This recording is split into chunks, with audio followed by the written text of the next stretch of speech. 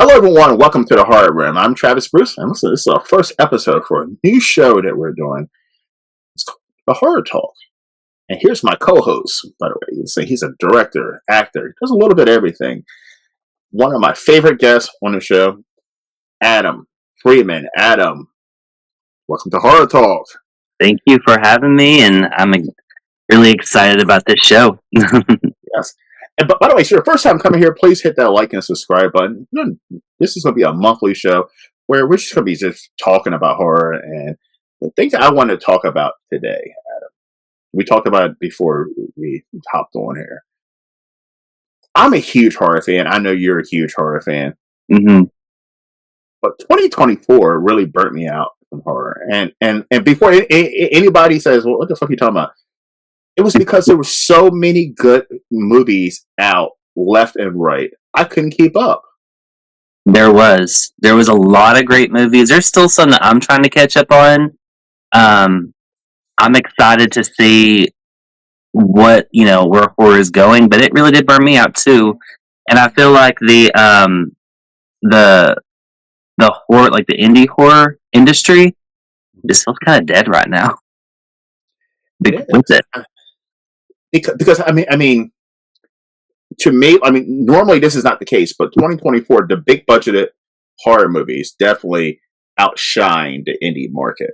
I mean, you had movies like I think it was called Speak No Evil that came out, and then you had the one with the talk show host. Shit. Late Night with the Devil. Late Night with the Devil. You had that one on Netflix. Oh, what was the name of it? Have Anna Kendrick in it, where it was a true story about the serial killer of a dating show. Still haven't seen that one. Still haven't seen it yet. So good. And I don't even like Anna Kendrick, but it was so good. I mean, I have a list of movies. Like, I just watched the new Omen movie recently. That was so fucking good. And I am blinked twice with Channing Tatum, and I can't stand Channing Tatum. Dude, that movie was so badass.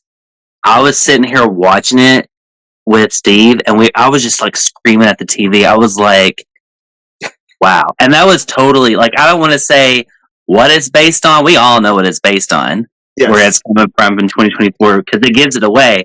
But like, that movie blew me away. I loved it. And it flew under the radar, almost like that movie. Speak No Evil. Speak No Evil had the guy James McElroy, I think his name is. Mm-hmm. And like, that was one of the movies that was in the theater, and then I randomly went on HBO. I'm saying it's called Max now, and I saw it. I was like, let me check this out, and it was so fucking good, man. It was so fucking good, and I can't keep up. I mean, I just recently watched Blink Twice. There's all these movies like Kokoro. I hear it's good. It's a whole long list of movies. I don't have time to watch all these movies. Yeah, did you watch The Substance? I have not heard that's good too. And I was so excited for the movie, and I loved it. I hated it at first because I feel like it. I didn't really see it for what it was being made for. And I was just kind of like looking more like, I fall in love with characters a lot. And it's not where I wanted the character to go, but wow, I revisited like 3 times afterwards. And I mean, we have horror getting Oscars now. Yes. I mean, it's very rarely. It's happened in the past, but wow. Yes. It's great. And Demi Moore definitely deserved it. See it. I mean, and that's another movie that's on my list. I mean, but like, I'm so used to every year. Yes, there's probably 10 or 15 horror films that come out in the box office, and most of them are Blumhouse, and most of them are shitty. And but like this year, I mean, it was just Nosferatu. I don't know if you've seen that. I guess that came out this year. I'm excited. Excellent movie. I mean, it's just I'm a person. I love going to the movie theaters and watching horror movies. That's where I like watching them. And I just couldn't get out enough to see them because they were just coming out one after another. And it's like, for like specifically horror, like we've been looking at like going to the theater and like getting the I don't know if it's like a subscription, what you want to call it, but you can Yes, like pay like $19 and just that's go what I through have. them every month. That's what I think Steve got us, but like we just couldn't get to there's so many out right now.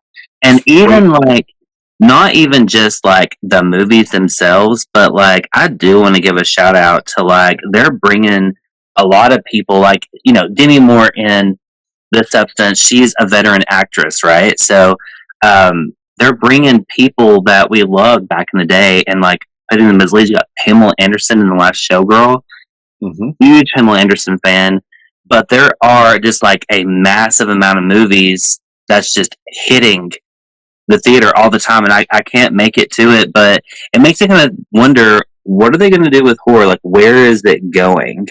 You know, and it's been a big burnout for me, especially like with the indie horror industry being kind of down right now.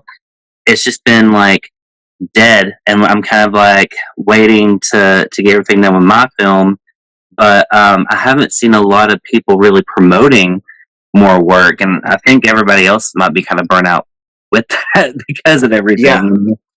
So because I know people are saying in comments, well, Travis, Terrifier 3, Long Legs, Blink Twice, all of them were indie movies, but not really. I feel like if you have $1 million budget, I yeah, don't classify that as indie. Indie to me means you got use your iPhone, or you have 100,000 or less budget.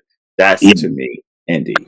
yeah. And I've been talking to a lot of people recently about this. It's like what was an indie film back in the day? What did we consider indie? And I go back to the indie roots because all the greats come from those roots. You've got um, John Carpenter with Halloween, totally independent film. You got Sam Raimi, totally independent film with The Evil Dead. Wes Craven, Last House on the Left. Toby Hooper, Texas Chainsaw Massacre. Those movies have really been like in horror. Like those have been like the iconic horror movies all the way since they came out, all the way up until my generation, all these new generations. Who's going to carry on the torch? Is that what they're trying to find with all of these movies coming out the way they are? And what I'm trying to figure out, is it going to be someone carrying a torch? I do feel like Damien Leone totally got it with Terrifier. I mean, it's an icon in horror. It's something new. It's something fresh. It's something that we've never seen before. Terrifier 3 was amazing. And when that movie came out, it was like going to see other movies. Just it wasn't as exciting because you're just like, okay, it's not going to be as bloody as what I just saw. Yeah. But it makes me wonder, like, are we going to have like a new set of directors come up and be like, okay, are they going to be the it director for this industry? Because what it feels like for the past like 20 years, honestly, is that there are great directors coming up, but they're all big budgeted like Hollywood movies, and you don't really get the care and attention in those films. They're great films, but like when you're doing something independent, you can make decisions right then. You don't have producers telling you what needs to be in this, what needs to be in that. You don't have an agenda being pushed. You have someone's pure art vision being put into that. And I really thought that that's what horror was missing. But what I'm seeing come out is it's like these directors are going all out, and it just makes me wonder who's going to be the it directors for this generation going forward. And 2024, big time, big Yeah. time with all the movies. And I loved Long Legs that came out. That's great. It was incredible. Alicia Witt in that was like And that intense. movie came out of nowhere. Like, Yeah, and the movie I thought that was the movie that I was the most excited to see for 2024 was Maxine. I'm a huge oh yeah, fan. I love X. I love Pearl. And Maxine wasn't a bad movie, but it didn't do it for me. What not at all. X and Pearl? And was it because this one got such a big got a bigger budget? Was that the reason why? I truly think, yeah, and I honestly think that because it was turned into a franchise, like a trilogy. I consider that a franchise, right? In my opinion, but Maxine to me, like I like what he did. Like he took like on X, he kind of did like the whole like classic horror movies. Felt like Texas Chainsaw. Felt like Halloween. It felt like that old school horror, you know. And then we got with Pearl, it was the Grindhouse, and then with Maxine, it was a giallo. It was a giallo. It was Yeah. straight up set up like an Italian.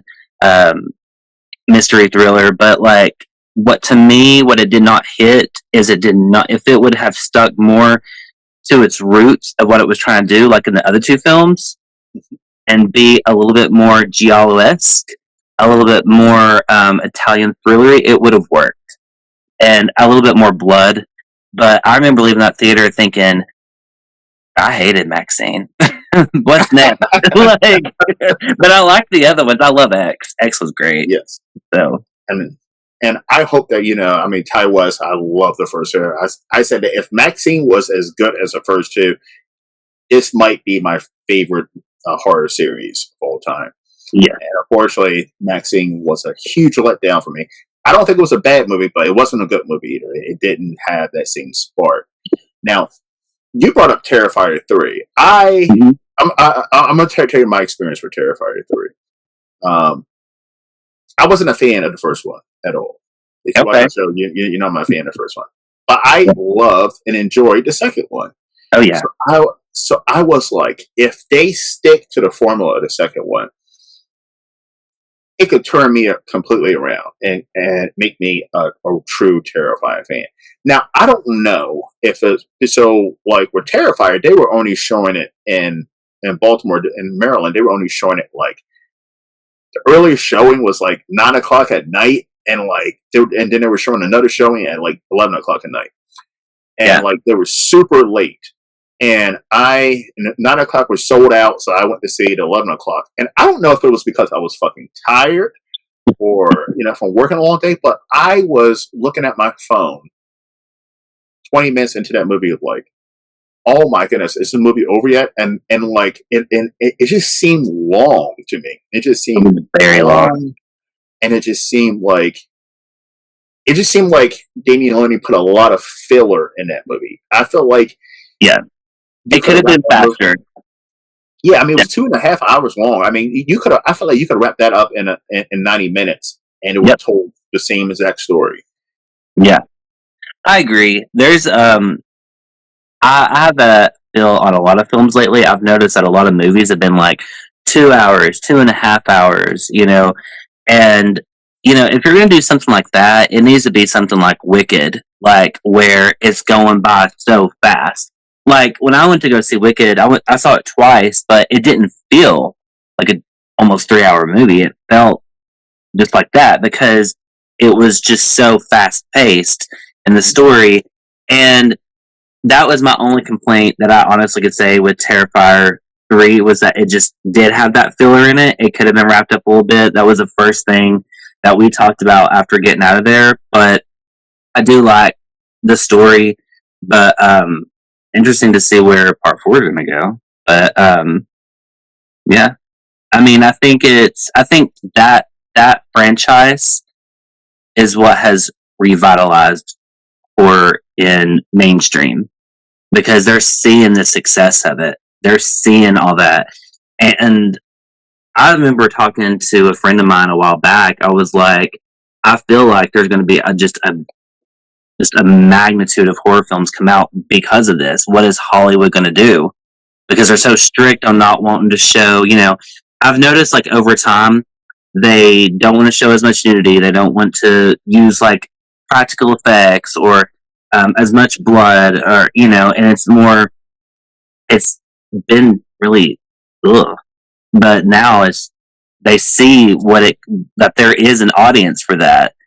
And I think that it's been changing. Now, I want to bring up a topic that you just brought up: nudity and horror. Nudity has always been something that went on hand in hand with gore and horror. Yeah. And it seems like mainstream Hollywood, big budget horror movies know this. But why is it when it comes to the indie? Like I grew up in the '80s and with Full Moon and Trauma. Oh yeah. It was just titties all over the fucking place, right? Oh, it was. But it just seems like indie filmmakers. I don't know if it's PC culture. I don't know. I don't know what it is. I don't want to get political. But it seems like they have went away from nudity. And I've talked to a lot of filmmakers who say, oh, well, I don't want to put nudity in because I don't want to offend women. But isn't that part of horror? I don't think it's really offending women because, like, with Scream Dream, we have a lot of nudity in it that we just did. But my thing with it is we were purposely trying to do an 80s movie. Like, we wanted it to look and feel like it's in the 80s. And I mean, when you look online and you look at Facebook and you look at social media, look who works in this industry. We have a lot of sex workers in this industry. Oh, we wow. we have a lot, and they, it's not my field, but some of them enjoy it. And it's like, they love what they do. They love to show. And if they're going to show in a movie, you know what I'm saying? Like, I don't think it's offending women, but I do feel like it would be just as equal to show men as well, because I've noticed a big difference. Like, I've watched a lot of movies recently that have had more male nudity. Mm-hmm. Are we getting away from the female nudity and putting the more male in, or that's what it kind of felt like for me, is what I've seen. I just watched a movie the other day where that guy was nude almost the entire movie, full frontal on Tubi. It was hilarious. But I was like, okay, and the girl was fully dressed. But like, I think that, to me, it's like, is nudity necessary? If it's necessary, yes. Like, it needs to be in there. But if it's not, then, it depends on what you're making. Are you making like a cheap B film? Are you making a titty flick? Or are you making a horror film? Or are you making art? Are you making, what genre is it? And some of the stuff that I have noticed that's been coming out specifically from like the indie horror industry by itself, is a lot of comedy horror has been coming out. And I'm not the biggest fan of comedy horror. I mean, probably about the only horror film that I like with some comedy in it is like the Final Girls. The Final Girl. It's the one that where they go back. Her mom was like the in the '80s movie, and she gets killed at the end of the film, and they go into the movie, and she sees her mom again. That one I really liked. I love Shaun of the Dead, but I just feel like comedy horror, specifically right now, is being completely overdone. There's some stuff that's being made that I'm like, why is anyone going to waste their time making something like this when is there an audience for it? Because I'm not going to watch it. I don't know the bigger audience that would want to watch it. Not saying don't make what you want, but like, if I'm going to put time and effort into something, I just see a big surge in the lower budgets is comedy horror, and the bigger budgets right now it's horror. And it's like it's like it reversed, because what was it? Over this past year, we've noticed, like you said, there's been just a boom. It's like the '80s all over again, and I think that that's what's kind of going on here. Is it's like we're getting away from what we want to see in the low budget, and then we're seeing it in the bigger budgets. Yeah, so that's kind of how I feel about it. Because comedy movies right now are dead, because you can't say and do what you did in even in 2010 when it comes to comedy, because we're in that PC culture. Everybody's easily offended, and so like you don't see good comedy movies. You don't see comedy movies at all coming out anymore because they're afraid to push those buttons. Yeah. So when it comes to comedy horror, I think majority of the time they're not even, they missed a point. They're not funny and they're not scary. So like it's because you can't do comedy anymore. Comedy is dead.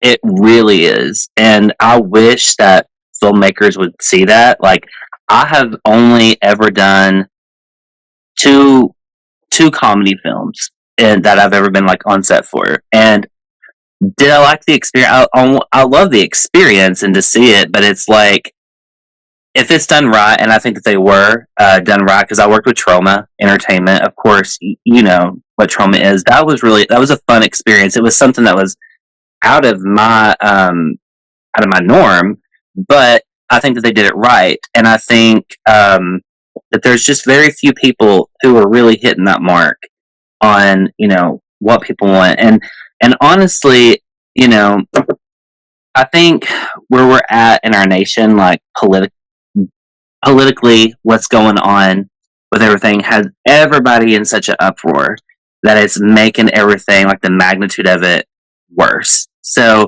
like, so I do feel like, some people are afraid to do what they want to say, but that is what art is for. Art is to express who we are. It's to express how we feel, and I wish more people would go out and do that. I mean, specifically, when I make a movie, I make it extremely colorful and use all the bisexual lighting because I feel like we live in a world that has it. When I go outside in the day, I just think there's no life, there's no color, everything just seems drab all the time. And I live in a big city, so I want to see more color. So I put that in my film. So it's like, I feel like other people should do that as well. Like, you should, if there's something that you feel like is lacking from the world, what are we missing? What are we, that's what horror is for. Let's do a social commentary on what's going on right now.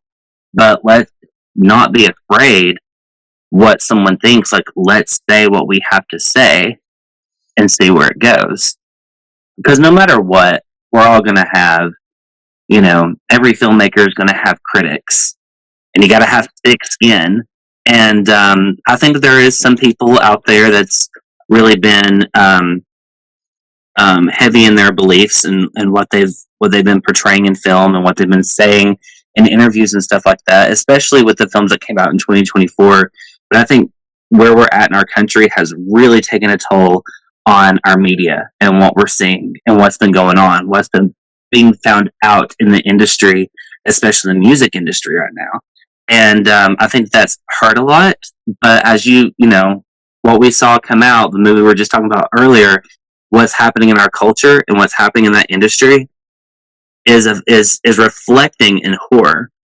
But people just need to not be afraid to take that chance and say what they need to say. Because that, to me, that's important. I feel like we live in a country where we are free. We have the First Amendment. Not being political here, but we're so afraid to say what we have to say. And I feel like that because we're afraid to offend everybody. So it's like it's just watered down media that we're getting because even filmmakers are afraid to say what they have to say. Yeah. And when it comes to movies, especially horror and comedy, mm-hmm. they're meant to be offensive. They're meant to be offensive. Like, so if you go into making a horror movie or a comedy or a horror comedy and like, I don't want to offend people, you're not going to put out a good product. You're just not. Yeah, I agree. I completely agree. My thing was, as like, the last one that we saw, I think it was comedy horror that we rented was like Cocaine Bear. And I was like, there was only one scene in the whole movie that was funny. And I was actually talking with Aaron Brown about this. A lot of comedy, especially in horror and in comedy in general, is that people are relying on language to be funny. And that is not funny. It's burnout, overdone. Because you can say fuck 1,000 times and may think it's funny, but it's not.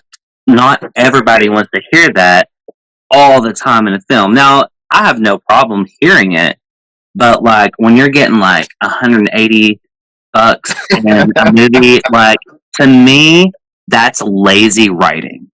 It's lazy writing, and that is what Erin Brown told me. She was like, when I hear it over and over like that, that's lazy writing. and because they have no idea what else to say.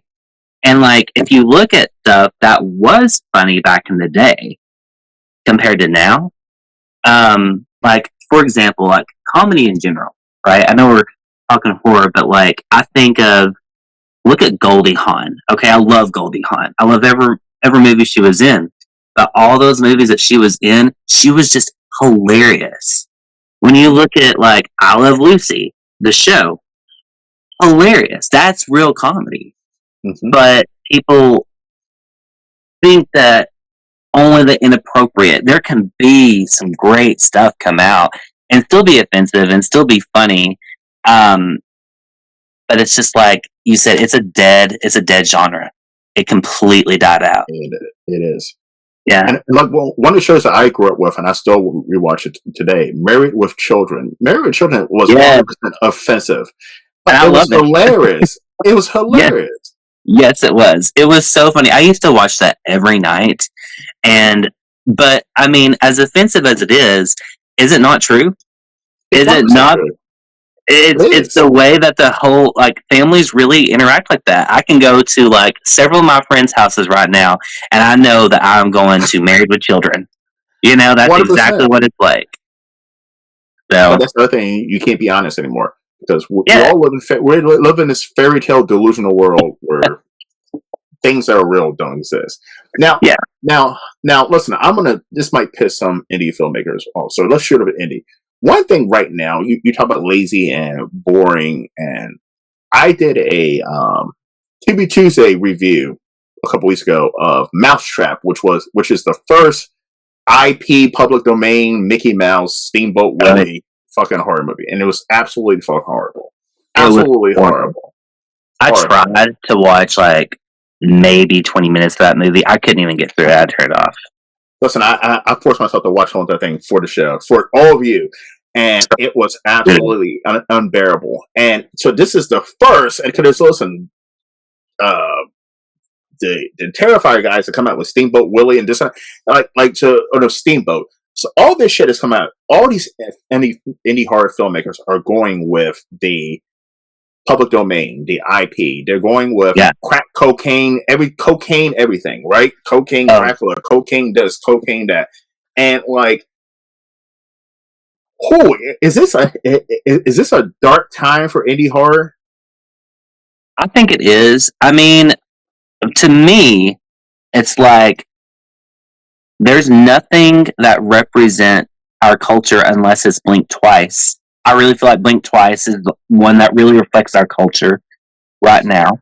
But like, yeah, I agree with you. Because, I mean, look at what George Romero did with Night of the Living Dead. In what was it, the 60s, Night of the Living Dead was a commentary on where they were in society.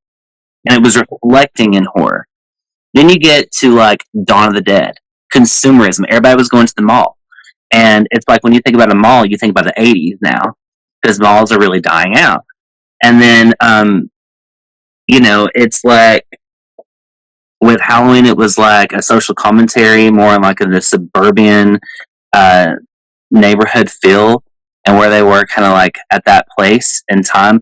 I feel like there was, in all the greats that have come out before, I feel like whatever was being made really reflected, because whether it was war that was going on, which Tom Savini saw up close and personal, and that's why he did special effects, and he showed that in special effects. So for our time today, like where we're at, the movies that are coming out, are they really reflecting? Are we really like getting better, or are we getting worse? Because I think that there is some things that we're getting better at. I think movies in general are getting better, mainstream wise. Indie, not so much. I just feel like it's dead. I don't see anything on social media where people are talking about indie horror. They're not promoting projects, and if something has come out and they're trying to rip off something of like another, like like what you just said, like it was a Mousetrap. It's Mickey Mouse. They're not thinking up new ideas. And it's like 4 or 5 or more of those Mickey Mouse movies. Listen, there's another one up on fucking TV recently. The album I'll be reviewing, and it's fucking awful. Damn, I'm about to say something controversial. I know that Same. you're a huge Barbie fan, right? I am. Yep. But like, there's ones that are even coming out about there's Barbie, right? And but we know what Barbie looks like, right? Yeah. Yeah. To me, Barbie is like, let's go there for a minute because, okay. So here's my thing. Why I like Barbie and why I think it's cool is because when I was, it's going back to what I was saying where I go outside and it's all drab. But when you look at Barbie, it's never drab. It's like, I feel like when I think of the Barbie world, I feel like that's where we should be. We should have colorful cars outside. We should have like pink and blues and pastels. We should try to go out and look our best. We should go out and try to live our dream. We should apply ourselves. And what I see so often, and this will probably be controversial, is I have a lot of people that I know, um, especially in the last 15 years of my life, where they're going nowhere. They're not doing, they're living day to day. It's like they're almost like zombified. And it's like they're not living their dream. They're not living up to their potential. And they didn't go to college, which you don't have to, but it's like find a good career. They're living day to day, jumping job to job. They are, you know, you go in their house, it's just a wreck. It's like they just don't even care. They don't put the effort in. And, sometimes there's reasons behind that.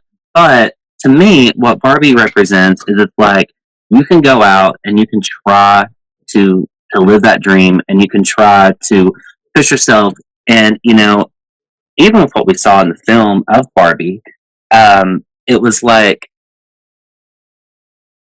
just because our idea of Barbie means perfect, she's not perfect. You don't have to be. And I like that because to me, I see what we could be as a society. I'm not saying I want a world like Barbie world, but I'm just saying we could have better architecture out there. Everything's so modern. Our color scale, I was actually reading this article, our color scale has went down. The world used to be so much more colorful. And it used to have the pinks and the purples and you see more like people were all about fashion, like especially like back in the 90s and 80s, it was such a vibe. Now it's like, it's just so modern and I hate it. And then you look at Elon Musk and you look at the car that come out, it's like, where is the style? There's none. And there's none. There's no more style. And that's why I do like Barbie is because we do collect some like high end Barbies like the Silk Stones and stuff. I have one that's worth like $1,500 right now. Yeah, so like we collect them, but even looking at them, just such the detail and stuff in it, and it's like that shouldn't just be applied to just one product. That should be applied to many forms of like media. That should be applied to out in our world. That should be applied to our businesses where we work. Have a fun and really cool world. You only live once, right? Why live in a modern, colorless, boring world when you could have so much more? And I think as a filmmaker, that's why I try to put that in on my films, specifically because I want to see more of that. So I try to give people that view of what it could look like. And I've noticed that in like horror movies, they always look so drab sometimes. You don't have to have drab. It can be really atmospheric. And that's why I was really excited about Nosferatu, was because it looked atmospheric. And I think that a lot of films really are missing that. One of the ones that The Substance, which I brought up earlier, that movie was so on point with what I'm talking about. And you don't have to be perfect. You don't have to, I know what the movie represents, but even just showing that in the film, like the style and the way they did that, I would love to see more of that in media right now, because I've been like I can go sometimes 4 hours searching through Tubi, Amazon, Hulu, whatever, and I can't find a movie that visually looks good enough for me to sit through. That's hard. It 100% is, man, and it is. But that's why, like, if I give points, so when I do movie reviews, right, I give points for probably different. Like, somebody might watch one of the movies that I give a great review to, and be like, "Damn, this is the shittiest fucking movie ever. What the fuck's he talking about?" But when it comes to indie horror, I give points. I give different points than I would for a big budget.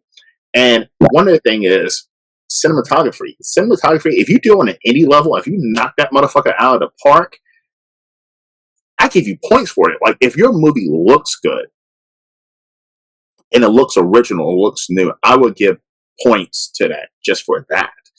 Yeah, and like you have to keep me engaged. You have to be original. You can't just have a Mickey Mouse movie. Yeah. And the character it's not even Mickey Mouse. Like, if we're going to go down that road where it's going to be fucking Mickey Mouse, have that motherfucker, hello there, guys. Like let's go Mickey Mouse. Let's go full down into the Mickey Mouse universe. I don't know that much about Mickey Mouse. I didn't watch Mickey Mouse as a kid. I was a Looney Tunes fan. But let's say we're doing Wile E. Coyote is the fucking killer. Let's say if that's your killer, have him do some Wile E. Coyote shit. Like, have him with some acne fucking barrel with TNT and put it over somebody's head. I want to have me thinking that's fucking Wile E. Coyote, not just somebody wearing a Wile E. Coyote mask that doesn't have none of the characteristics or the aura of Wile E. Coyote. Yeah. I get that. Yeah.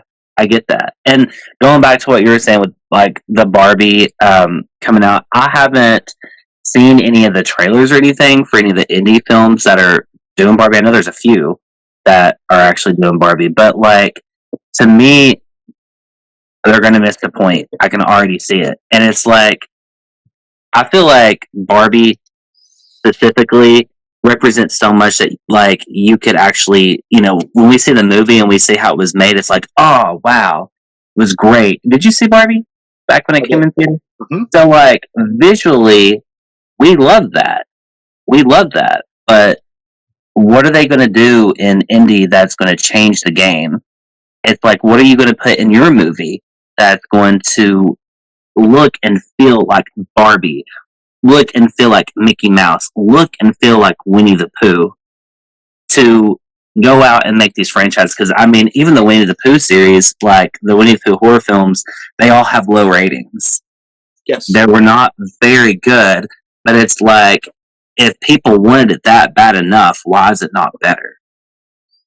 Because it doesn't feel, what I say about the Winnie the Pooh movies, I've only seen the first one. It didn't feel like, it just felt like I'm watching Wrong Turn or a knockoff of Wrong Turn or something, where there's some big rednecks wearing a Winnie the Pooh mask. You know, like, I want Winnie the Pooh. Do some Winnie the Pooh shit. Like, I threw it out there, like, take a big barrel of hot honey and pour it on somebody's fucking head. Like, do some Winnie the Pooh shit. Don't just, if you're going to do Peter Pan, I don't know. He should be. They got a fucking Peter Pan one coming out. Is indie horror, and like, do some Peter Pan shit. I don't know what Peter Pan shit is, but have him flying around and doing something. I don't know. Have Tinkerbell with him, fucking killing people too. Like, let's go full in on fucking Peter Pan. Let's not do a motherfucker wearing a Peter Pan hat and costume just randomly killing people. Next controversial thing to go with that, also get people who are not in every indie horror film. See, I wasn't going to say that. Listen. Oh, I'll say it because it's annoying. Like, I'm sorry, but there are some people who are really talented, and if I have ever told them they're talented, they're talented. But like, it's every movie is the same movie, is what it feels like. If it's low budget, and it's got the same cast for every single movie, it feels the same. What is unique? What is different about that? And I've been in movies like where I've worked with the same people over and over again, and honestly, that's just because it feels great, like to work with somebody that and that you can trust, and they're really cool at it.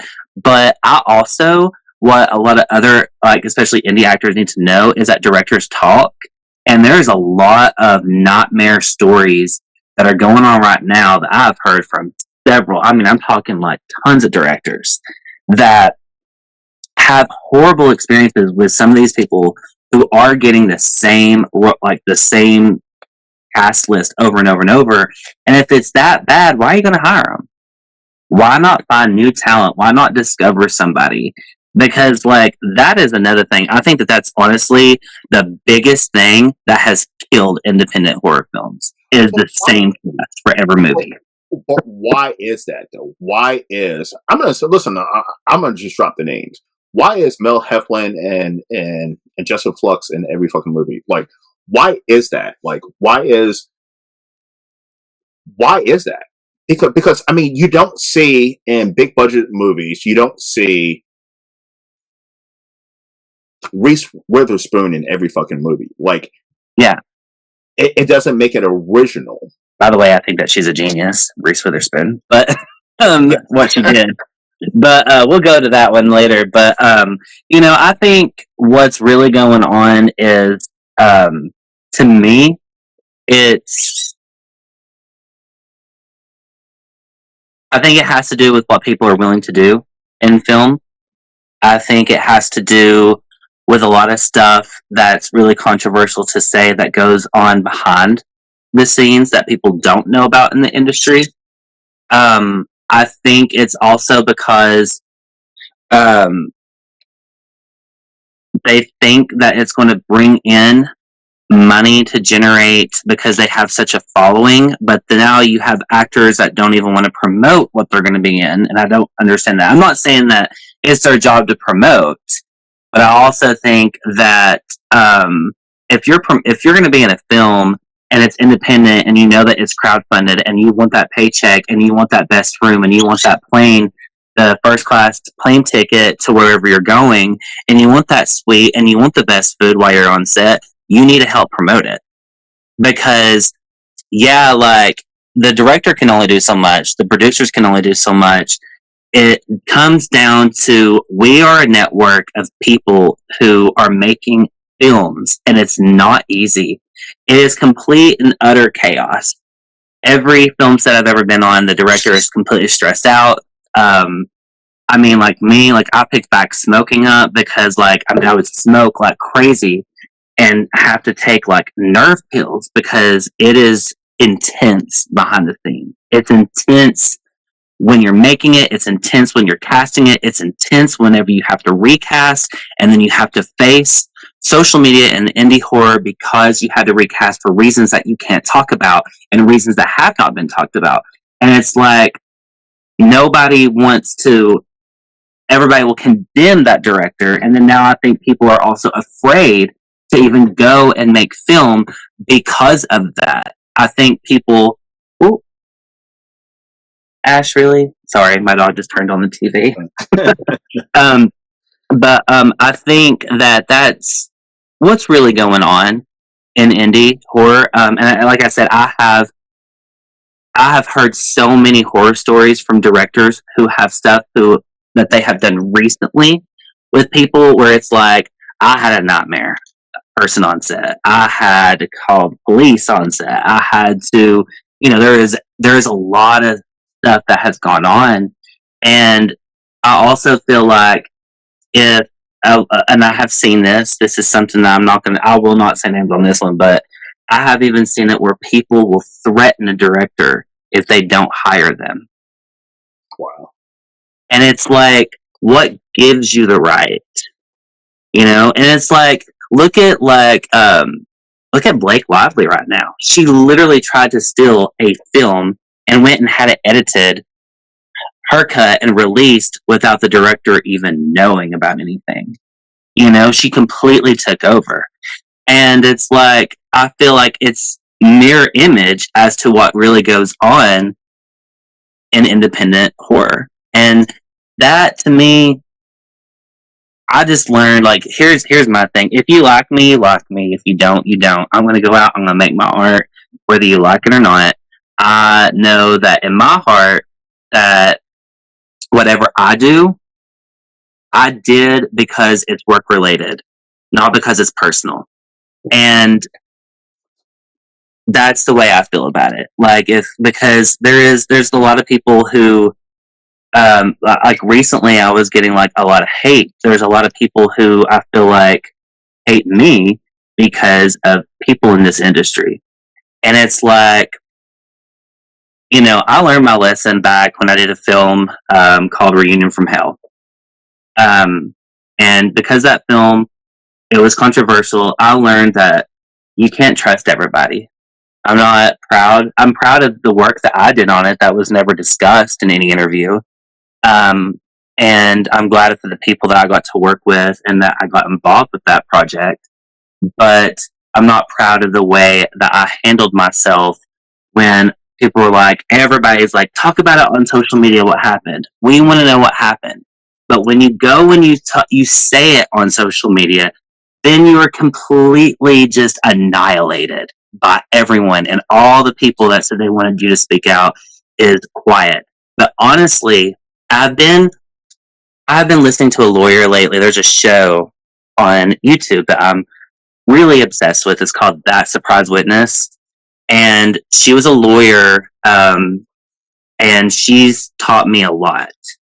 And what I say is innocent until proven guilty, because that's true. And I do see that people come into this industry and they try to do something, but then they're immediately blacklisted. And that is not right. That is defamation. And it's so easy to be done. Trust me. Yeah. It's so easy, especially, unfortunately, if you're a man, it's so easy to be done. And it really, I mean, I've had people try to blacklist me.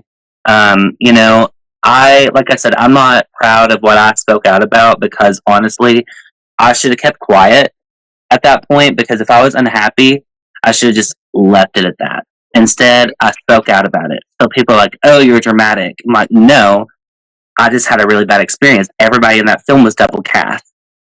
So I lost one of my best friends that I had for years, Camille Keaton, over that film, because she was double cast. And they came to me wanting to know how to get in touch with her, and I wasn't even a part of the film. So that just kind of shows you how things work. Not saying anything bad, because I want everyone to know that, like, even with that film, like, I put it behind me. I'm sorry for what's happened, and I'm sorry that I said anything on social media. It should have just died. But you can see how things happen with, like, if somebody doesn't get their way, they're going to be angry. They're going to talk bad about you on social media. And it's like, that's defamation. And really what this community does not understand is that everyone deserves, like, even Diddy right now deserves a trial, to, like, a fair trial. And that's kind of like where my mindset has went to. But there are some things that's been done to me, especially with, like, some of these people that I know is working in this industry actively, that I'm like, you could be better than what you're doing right now.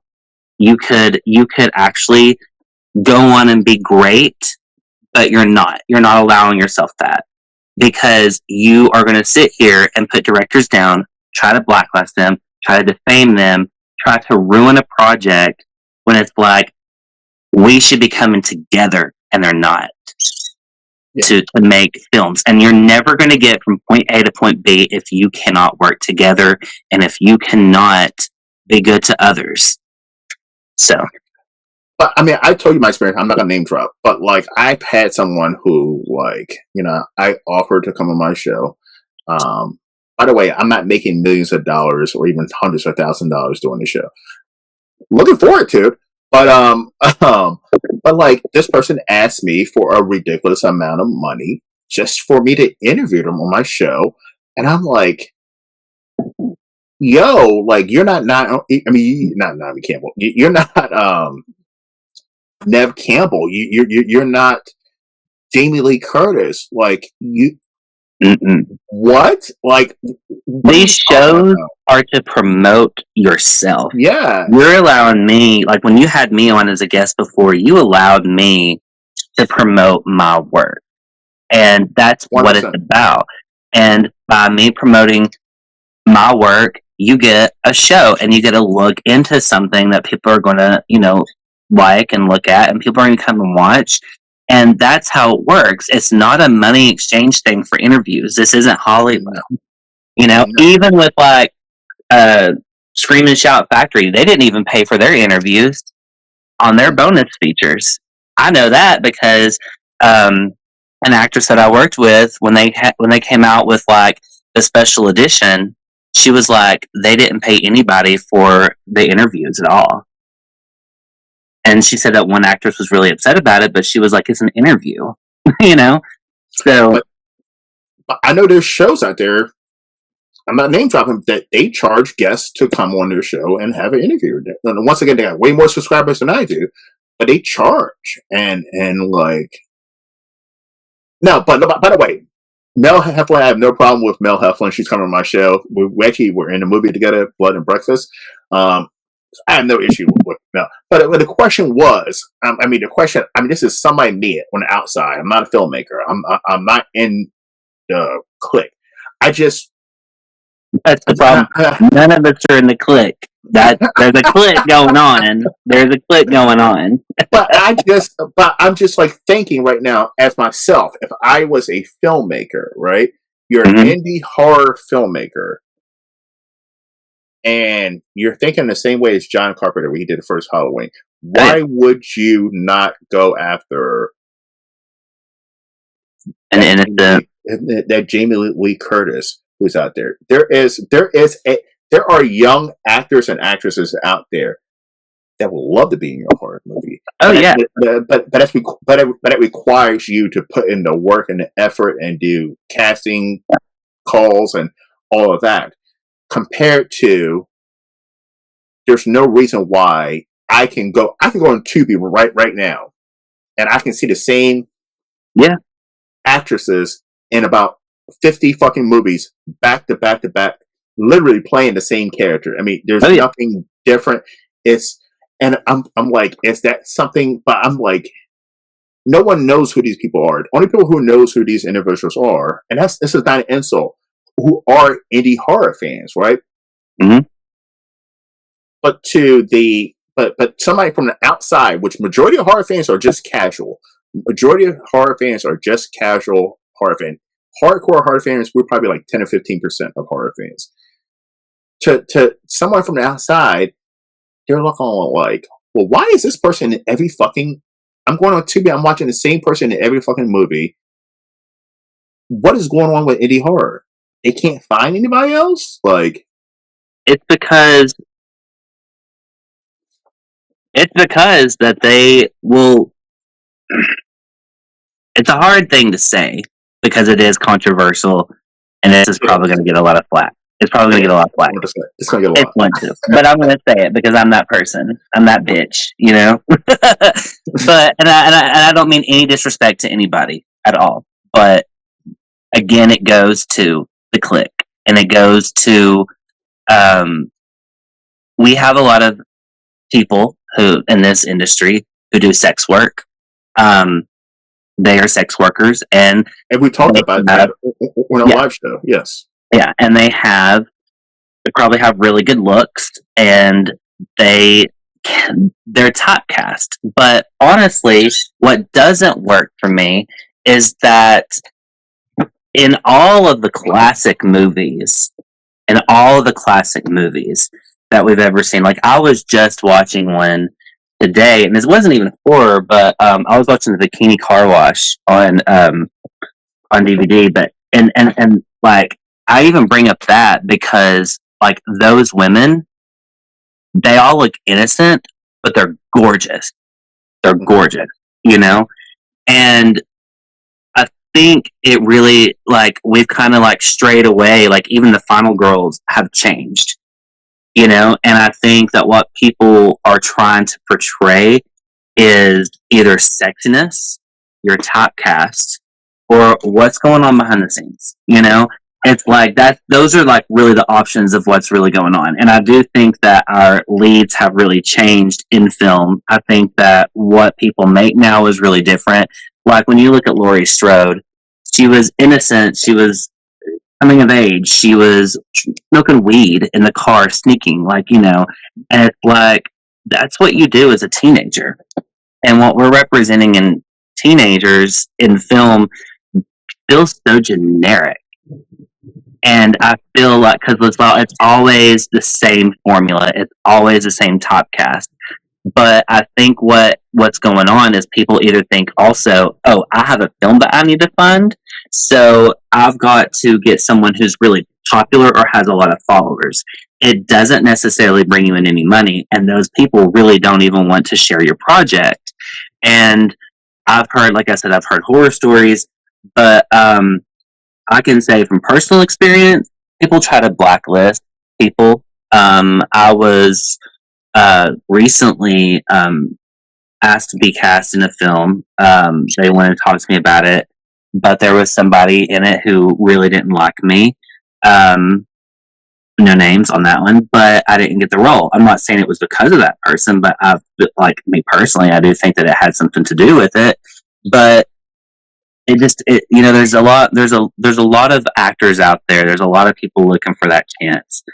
And that is like my biggest question. And I don't even know how to say it without saying that some of these people that the indie horror community, like the fans, the people who are fans out there getting the autographs, they have no idea what a monster some people can be that's hurt other people in this industry. Because this industry is not like Hollywood. There is bad things that go on sets. There's nightmares that happen. There's a lot of chaos behind the scenes. And there are a lot of people that are celebrated in today's independent horror industry that I feel like I wouldn't even waste a penny on getting their autograph because they're such an asshole. But let's be honest too, Adam. There's a lot of fucking going on in indie horror as well. Oh yeah, backstage fucking that's going on. I didn't want to call it, but there's a lot of fucking that's going on. I was recently reading a blog where fans were hooking up with the actress at the conventions. And I was like, a lot of fucking going on, man. There's a lot of fucking going on. But okay, but listen, I'm gonna bring it forward in full circle. But like, if you look at a movie like Leprechaun, like the original Leprechaun, they had Jennifer Aniston, right? That's her first role, and he blew up big, this and that. People went back and watched Leprechaun because that was her first movie. So if I was a filmmaker, I would want that next Jennifer Aniston. That's what I'm saying. To be that innocent look, this and that. I wouldn't want a sex worker. Because a sex worker, people say what Tracy Lords did or whatever her name is. But Tracy Lords. Yeah, I think she was in one film. But they don't say, well, she did it. But most sex workers are not going into mainstream Hollywood. They also don't have the controversy that was set up by Tracy Lords. Correct. Because the big thing about it is, and I have heard this on the back end from I have talked to distributors, I have talked to bigger people in media, bigger companies, things like that before, and they do look at that. They do look at what kind of work you've done, what kind of movies you've done, and I think that when you are a sex worker, I think what really hurts you is that it's like, for example, Paris Hilton. Okay, when her tape leaked, it was controversy. She wasn't happy about it. But like, it was so scandalous that even today, like, there was one of the guys from Disney who was doing like gay porn now on OnlyFans because he can't make any money. And he didn't make any money from Disney, which is another thing that men don't make money in the indie horror. I have literally been told before that because I'm a man, I don't deserve pay. In fact, I'll just go ahead and say it. I've never been paid on one project, and I've watched everybody get paid around me. And sometimes it's like a trade for trade. Like, for example, like I have worked with like Dixie Garris before, and like I told Dixie, it was like, you did this for me, I'm going to do this for you. And I do think that that's fair. I do think that's fair because it's like, you know, there's a lot of really cool projects that may not have a really big budget, but I know the director's going to kill it. And it's like, we did that with each other for a while. Like, she did something for me, I did something for her, she did something for me again, I did something for her. And I thought that was really fair. And I'm really proud of to be able to say that I worked with Dixie. But there is, going back to that though, is it's like, there's a lot with that. It's like, if you knew some of the numbers that some of these indie actors are asking for, is ridiculous. Well, like, I know. Insane. And you're like, I could literally go, if you wanted someone that hot, I could literally go on OnlyFans and ask somebody and be like, hey, I'm making this movie, like, $150 a day sound okay? Like, not $350 a day, like some people are asking for. But not only that, you could get someone brand new that no one's ever seen naked in a movie before a billion times. Exactly. And it could be a fresh, naked, you know what I mean? It's a fresh face. Fresh body. Yes, fresh body as no one's ever seen before. Compared to someone who's been naked in every single movie. You already know what you're, as a watcher, if you're a man or into women and so forth, and you're going into a movie to see horror and naked women. Yeah. It would be the same thing right now if Neve Campbell was in every fucking horror movie. Every big budget horror movie. Imagine every big budget horror movie in the 90s. If Neve Campbell was the final girl in every fucking movie, it'd be boring. People wouldn't watch it. Yeah. So, and it's like, why wouldn't it be the same thing when it came to indie horror? I agree 100%. And it's like, I'm trying to talk around a lot of the controversial stuff about it, like in a way that I can still get it out. But it's like, I agree. And another thing is that with me, like specifically what I see in this industry is I see that so many women are celebrated, which I'm all for, like celebrating women because they had it harder back in the day. But we, like me personally, like I didn't work in the industry back in the day, right? But I have worked very hard. I've worked 160 hours a week before and get no credit. Not even like nobody being like, oh, you did this. Like, oh, even a thank you. But it's like, we should be celebrating not just women. Not just women. We should be celebrating, like it's kind of like that thing, like where people are like, okay, and I hope I don't offend too much here, but like, you know, we celebrate diversity. We celebrate. We celebrate how we got to that. We celebrate how we got equal rights. We celebrate all this, but then once we actually get to where we need to be, we don't celebrate everyone as a whole with what they're doing. Mm-hmm. I feel like it kind of leans on one thing, and then that's the road you're on. And to me, it's like in independent horror films, what I have ever seen is and one of the most hardest working women that I've ever seen in this industry would have been Ronnie Jonah. If you have her on a set, she's doing hard ass work, and she's probably one of the only women I have ever seen work so damn hard on a set. And it's like, she deserves it. She deserves that pat on the back. She deserves that credit. But then it's like, I've got all these guys back here that's doing all this hard work, and they're never going to even get anything from it. And it's like, even with like male actors and what they do, we don't really celebrate them, and we don't really go all out for them. And there is some incredible talent, incredible actors We in don't this even know their movie. name, but Don't even know the name, but we know the women. We We know the don't women. know any of the male actors in any horror, and I've seen a couple of them in the same movies. Like, but I don't know who the fuck they are. I mean, Yeah. well, I'm in indie horror groups, and I don't, I don't see them I don't see them promoted as much. I really don't.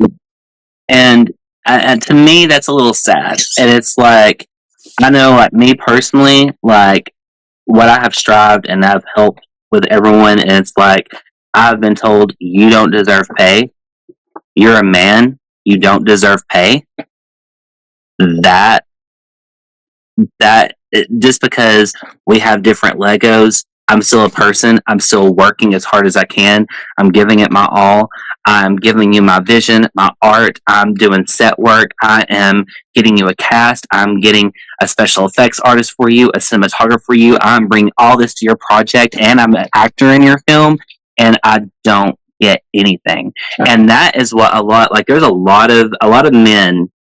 There are women who direct. There's a lot of female directors, but even in male projects, if they make something good, it's never going to be talked about as much as if a female directs. It's always like, oh, this female is directing. Why is, you know, to me, I think, great, a female directed. I don't think, why is that such a big deal? Because to me, it's like anybody can do anything. Just like Barbie said, you can do anything. She's been saying it for like how long? You know? So why are we making it such a big deal? Why is it a headline? Why is it an article that there is someone directing that's a female? That sometimes bothers me because it's like there's a man over here who's working just as hard, if not harder, to get his vision out. And it's not even a battle of the sexes. Like if you're doing hard work, you deserve to be talked about. And that's my thing. It's just like a lot of the work the men have been given in on these projects, they never get the attention. They never get any notoriety. They never, I was recently, I live right beside where they had a convention where they had almost everybody that I was in movies with there as a guest except for me. And they knew that the person who was putting on that convention knew that I lived right beside the airport. And it's like, hey, like, just curious if there was like any room that I could have a table with it. Well, no. I'm like, okay. I was like, everybody that's a guest, I've literally worked with. But Well, okay. I mean, even something I've noticed with my YouTube channel, right? I mean, Yeah. I'm going into my second year, right? I'm doing okay. I was monetized my first year. Most people are not. Blah blah blah. But I go on and just randomly go under horror channels to see what my competition looks like, Yeah. And I see the ones with the top numbers. Majority of them are women who are talking about horror. Like, that is what people want to see. So I was like, me as a business minded person, I was like, I'm going to give horror fans what they want. I am going to have more of a female presence on my show, by the way. So more shows with women on it. But it's crazy that is that way. But I don't even. But I don't even think it's done by women. It has No. nothing to do with women. It seems like men support women more than they do actual men. Yeah, that is true. And that comes with like I think there's a lot of jealousy. And if you're a filmmaker, then I think that you want to do better than the next person. I don't think that way, but I know people who think that way. And to me, I think, in my head, I think, oh, like we're all making art here. Like we all work together. We want the same thing. But at the same time, you have people who are like, okay, like I just want to have the hottest looking women on here. I want to have all the nudity that I can. I want to, and I want it over and over and over and over and over. And I think that it's a great thing to change it up a bit. But, people don't really look at it that way. And, you know, it is what it is. It's a sad thing to me. And, I'm going to get a lot of flack for saying that. But it's like we all have worked so hard, and we all should come together as a industry Because, the thing about indie is that it'll never be bigger than Hollywood because nobody can work together. Hollywood is actually small. It's just a small little place with a lot of producers. We're all of the world. We have indie films coming out everywhere. Independent industry is massive. It could overthrow Hollywood in 2 seconds. With all the films that I've seen, there is more substance in an independent film than there is in a mainstream film up until 2024. But the problem is that nobody can work together, nobody can get along, and usually it's a nightmare on set. It's a nightmare. But this is someone who's sitting on the outside. I just have an indie YouTube channel. The saying, because I've only been interacting for almost 2 years now, and the saying what has always been tossed out there, that indie we stick together, indie we stick together, and I believe that at one time, but it's not true. I mean, this is me as a YouTube subscriber, a person who's sitting on the outside looking in. No, it's not that way. It's not dog eat dog fight world in indie horror. It is cutthroat.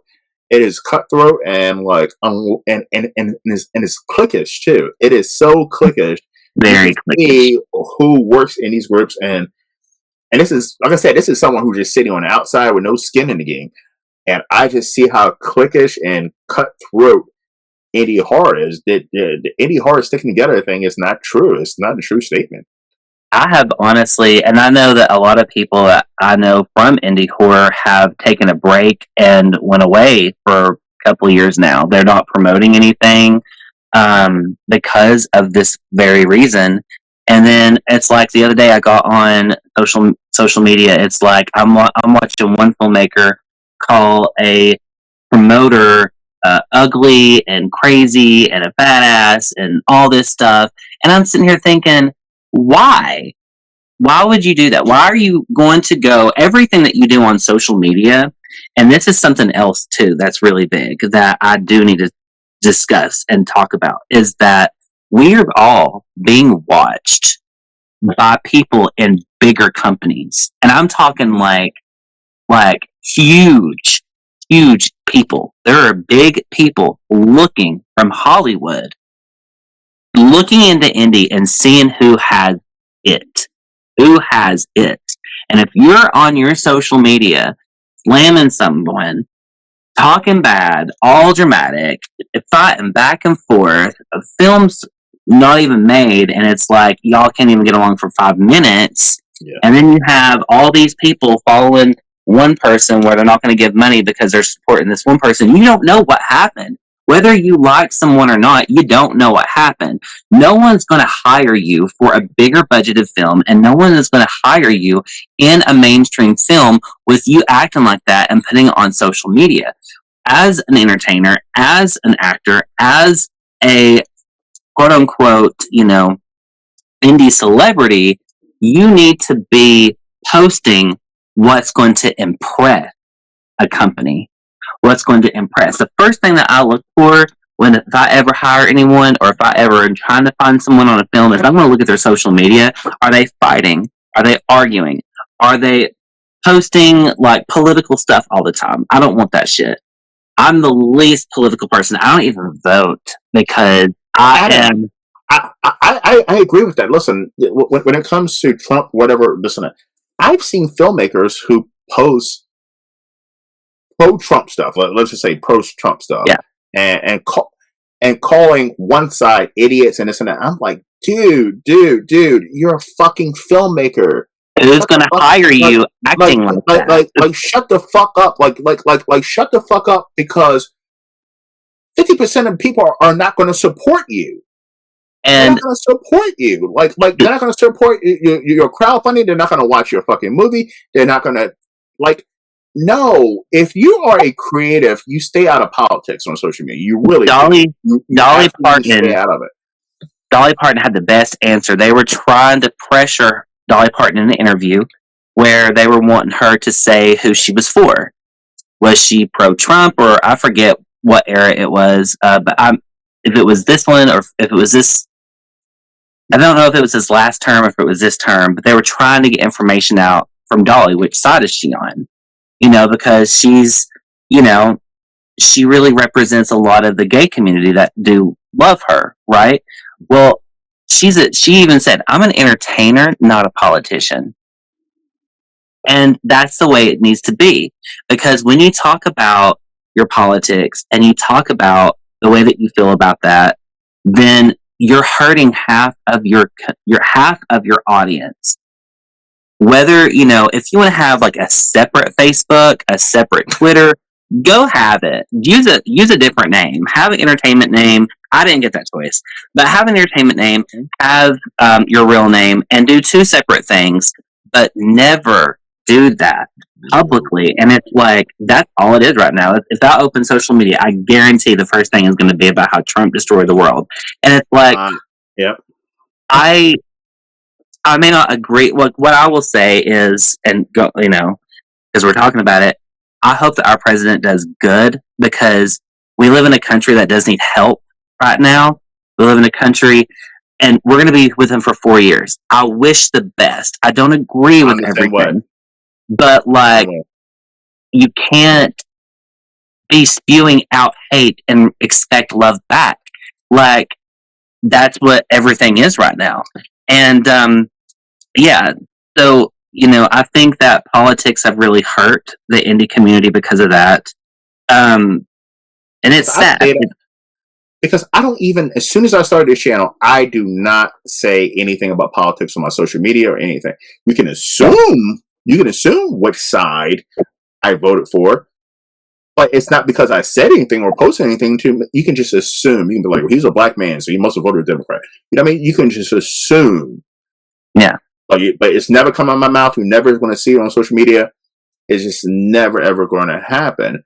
And when you look at it, look at, for example, like Roseanne Barr. She's a Trump supporter, but she constantly talks about it, and it's gotten her a lot of flack. It's going to hurt you either way you go. Even if it was about Democrats, like if they were pro-Democrat or pro-Republican, it's going to hurt you either way you go. It's not about the left wing or the right wing. You're hurting yourself when you talk about that stuff. I don't. If I say something bad about Trump on here, or if I say anything bad about white men, do you know I will lose all my subscribers? 95% of my subscribers are white men. So, like, why would I say something to alienate my audience, a huge chunk of my audience? And why would I not say? I mean, at the end of the day, I can look on what's it called. I'm going to say 95. I'm going to say 75% of my audience are white men between the age ranges of 24 to 57. I know out of that huge percentage, majority of them are Trump supporters. Why would I say anything bad about Trump on here or make any type of political statement and lose my subscribers, which equals me losing money? That's not happening. Yeah, and I think that you're 100% right on it, and I think that people just don't see it, and they don't think about it. Because in this industry, like I said, and I really push for people to understand this, like, this is really big. There are people watching you. You may put a movie out on TV and think, oh, they're just going to see it. No, they're watching your social media. They're watching who you are. They're wanting to know, are you the next big thing? And if you are, you don't want to have all that flack on your social media. You don't want to have directors saying bad things about you. You don't want to have other people in this industry saying bad things. You want to have people saying good things, good and positive things, because it is all about networking. And, that to me, that needs to be said, and that needs to be like the holy scripture for independent horror right now. I agree.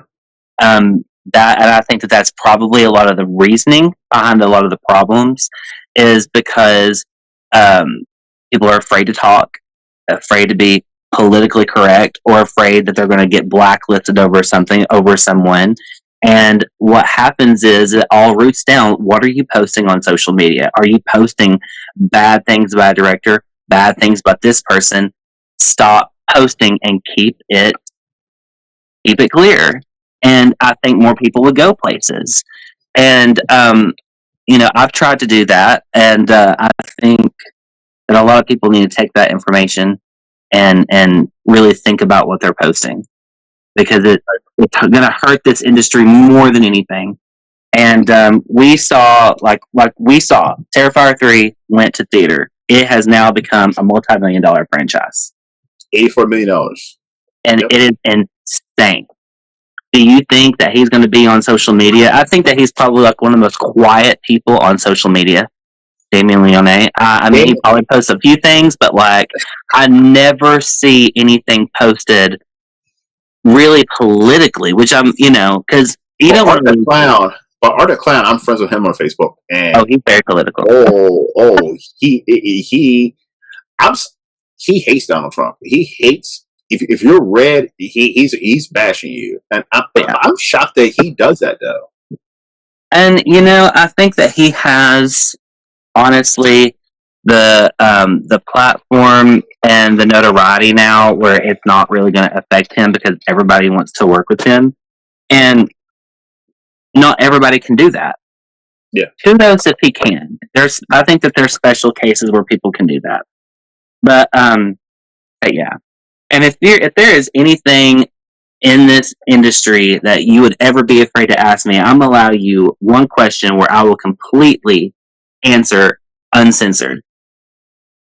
Completely. So if you have a question that you want a straight answer, I'm going to allow me being completely uncensored and being completely open and honest with that, because that is where we're at in this community, and that's like, I have to talk around a lot of things, but yeah, I will allow that. If you come up with a question that you want to know, and that's the question that you want uncensored, I will give you an uncensored answer for it, and leave it in the comments, and next month's show you answer on camera.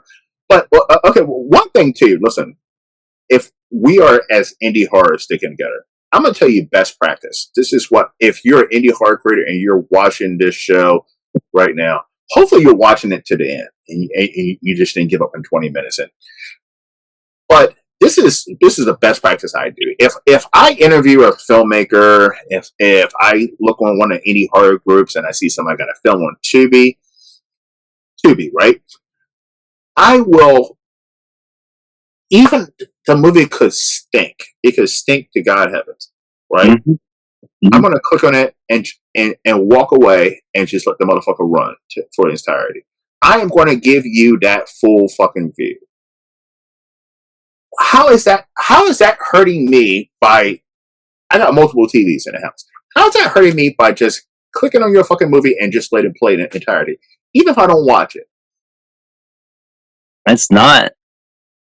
It's helping with every ad that plays helps pay the director. They get paid. Yes. Yeah. And I've done that. I've done that to people that I have supported before. I quit supporting a lot of stuff because I would buy films from people. But like recently, for an example, there was a girl that said that she didn't want to support my films unless this one actress was in the film, right? So she's like, I demand a refund. She put that in a post on social media. And I'm sitting here thinking, I bought like a couple of your films to support you. Like, I didn't buy just one copy. I bought a few copies. And I've tried to support you and say positive things and share things and blah, blah. And you don't want to support me back because I don't have an actress in my film? Refund immediately. Like, that to me is classless. That's classless. Yeah. And that's what a lot of people are supporting in this industry, unfortunately. But going back to horror, I'm curious, like, what was your best 2024 horror? I'm just curious.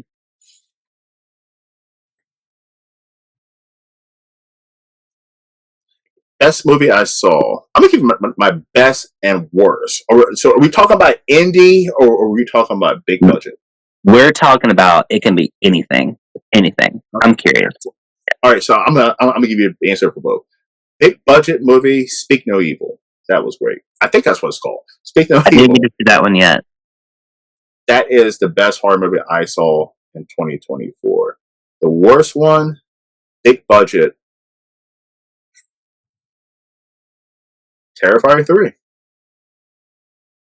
Okay. Terrifier Fair. 3. Indie, the best movie I saw, and I know I'm pronouncing this wrong. It's called Bakimono. Bakimono? I actually did a review of it. I have a copy over here. And watch so there's two versions. There's the unedited version and the edited version. Watch the unedited version. The filmmaker actually sent me a copy of the DVD of it. All right. I watched the edited version and I gave it a 4 out of 5, I think. And then he said, no, you need to watch the edited version. It's a 5 out of 5. It's a Japanese themed horror movie. It's gory as fuck. Tits all over the place. Like it's it pleases the audience. Yeah, a masterpiece. Bakimono. That's the best indie horror movie I saw. The worst indie horror movie I saw. Shit. There were so many. There was. Fuck. It was. I can't think of the name of the movie, but I did a To Be Tuesday review of it. By the way, I'll leave it at the end of the video. And it was the wokest horror movie I've ever seen in my life, and like not in a good way at all. Like it was just everything was. Oh, I bet you these are Trump supporters. Oh, I bet you I'm a black man. It was just like boom, boom, boom, boom, boom, boom. I'm like, whoa, whoa, whoa, whoa, whoa, whoa, whoa, whoa, whoa, whoa, whoa, whoa. This is too much. Like this is. It's like the movie was trying to make a political statement, which I don't like politics that hardcore in my horror. You know? No, not at all. Like, and I'm not saying I even disagree with the political statements they were trying to make, but I don't like that in my horror. I don't want the political statement to overshadow the actual horror. Yeah, I get that. Kind of like Black Christmas when Blumhouse redid that, and it was just it was bad. Purposely political. And it's like, what is so political about Black Christmas? Nothing. It was awesome. It was a bad movie. Okay, how about yours? Okay, do the same thing. Big budgeted and indie. That works. Big budgeted. I would have to say that I really enjoyed Longlegs. I thought that it was just really intense. And I really liked all of the actors in it. But what I liked was that it was just so unique. It was just really unique. I would have to say I really did enjoy Longlegs. I was upset that I did not like Alien Romulus as much as I wanted to, because I love the Alien series.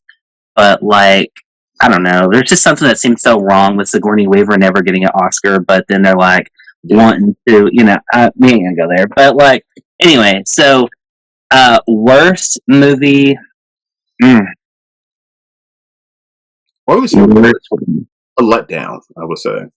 Like I don't think Terrifier 3 was a bad movie. It was just a letdown for me. I thought I had high hopes for it, and I walked in, and it just didn't live up to the high hopes that I was expecting.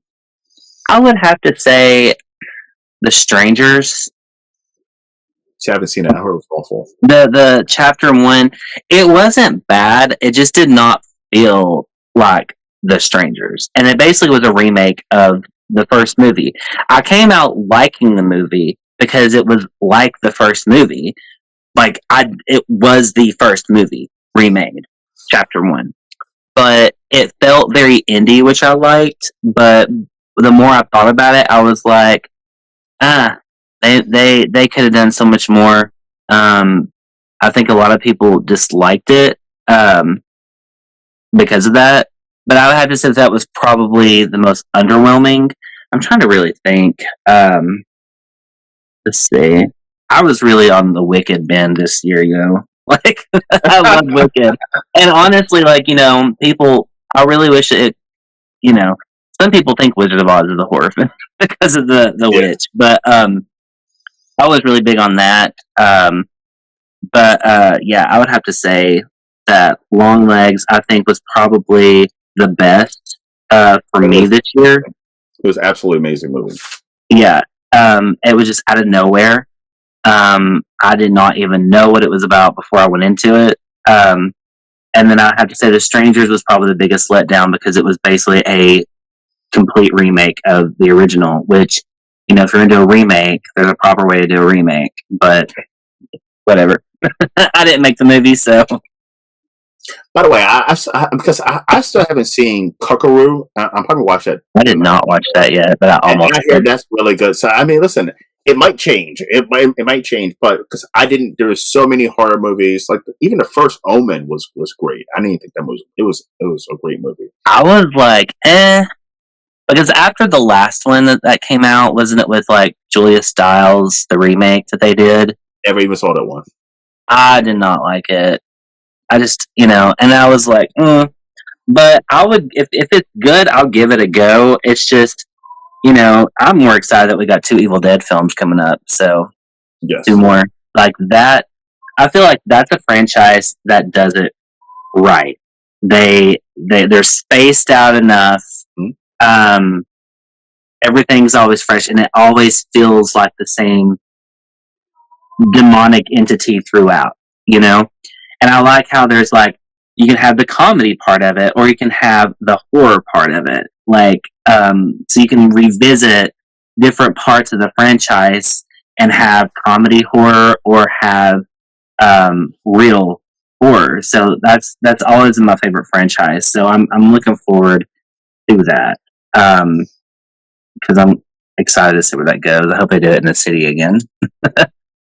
I'm not looking forward to Scream 7. That Matthew Lillard's going to be in that again. I'm not looking forward. That looks, yeah. I could be wrong, but like, by the way, what was Saw X? Was that 2024? Because that was really good too. Saw X. I did watch Saw X. I did not like Saw X as much, but I really don't like the Saw franchise in general because, and I'm going to say this because this is a horror that we don't really talk about, that no one ever really talks about, but it's a lot of people say that that's extreme horror. That's not extreme horror. Like if you go to anyone, like I recently did this because I worked with a whole bunch of like people who were like born in 2007, so they're like still teenagers, and they think, oh, the most extreme film will be like Hostel or Saw, and I'm like, those aren't extreme films. Like if you want extreme films, go like watch Mary and Dora or go watch like August Underground or something. Those are extreme films. So that's what killed it for me on the Saw franchise, was that people always think that it's the most extreme, but it's not. It's really not. See, I was bashing Saw X before I even saw it. I was like, who the hell is asking for another Saw movie? I'm not a Saw fan. I liked the first one, and the second one was okay. But maybe because I went into that one thinking it was going to be horrible, and it was pleasant. It was like, I was like, wow, because I remember I seen Spyro with Chris Rock and Samuel L. Jackson. I saw that during COVID. It was an empty movie theater, and I was so disappointed. I was like, fuck the Saw series. I'm done with the fucking Saw series. This is ridiculous. And then Saw X was just a pleasant experience. I wasn't expecting it. Yeah. As good as was. But yeah, I don't want to see any more Saw movies. I don't want to see any Scream movies. I liked Scream 6 all the way up till the last 25% of the movie. But yeah. All right, so indie wise, was there a good indie movie? Honestly, I've watched a few. I got into the whole like fantasy, like they did Cinderella as a horror. I'm gonna fix something real quick. Hold on 1 second. I need a.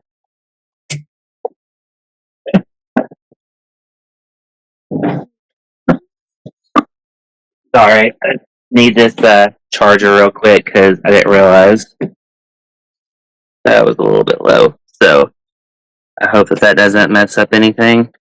Nope, we're good. Okay, there we go. There we go. Okay. So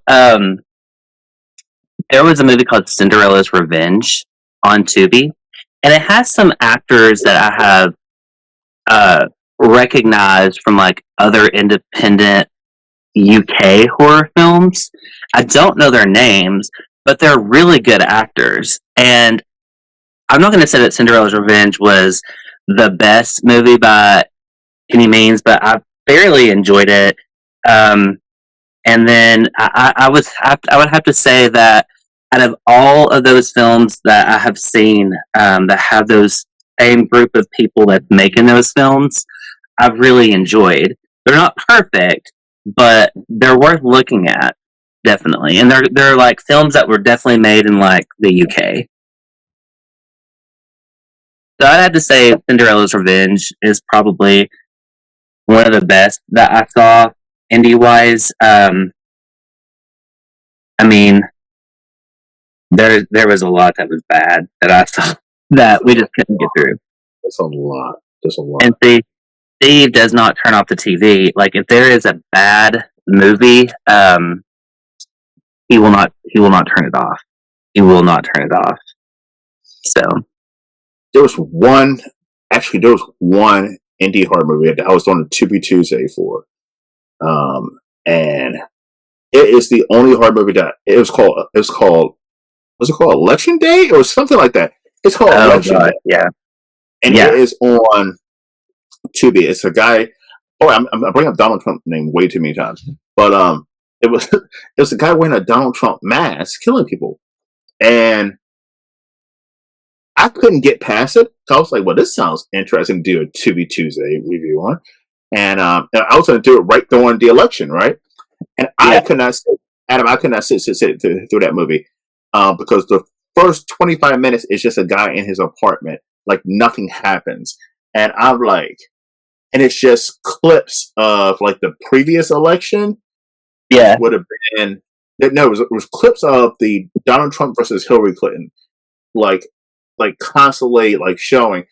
And for 25 minutes, this guy is sitting in his apartment with horrible light grading, horrible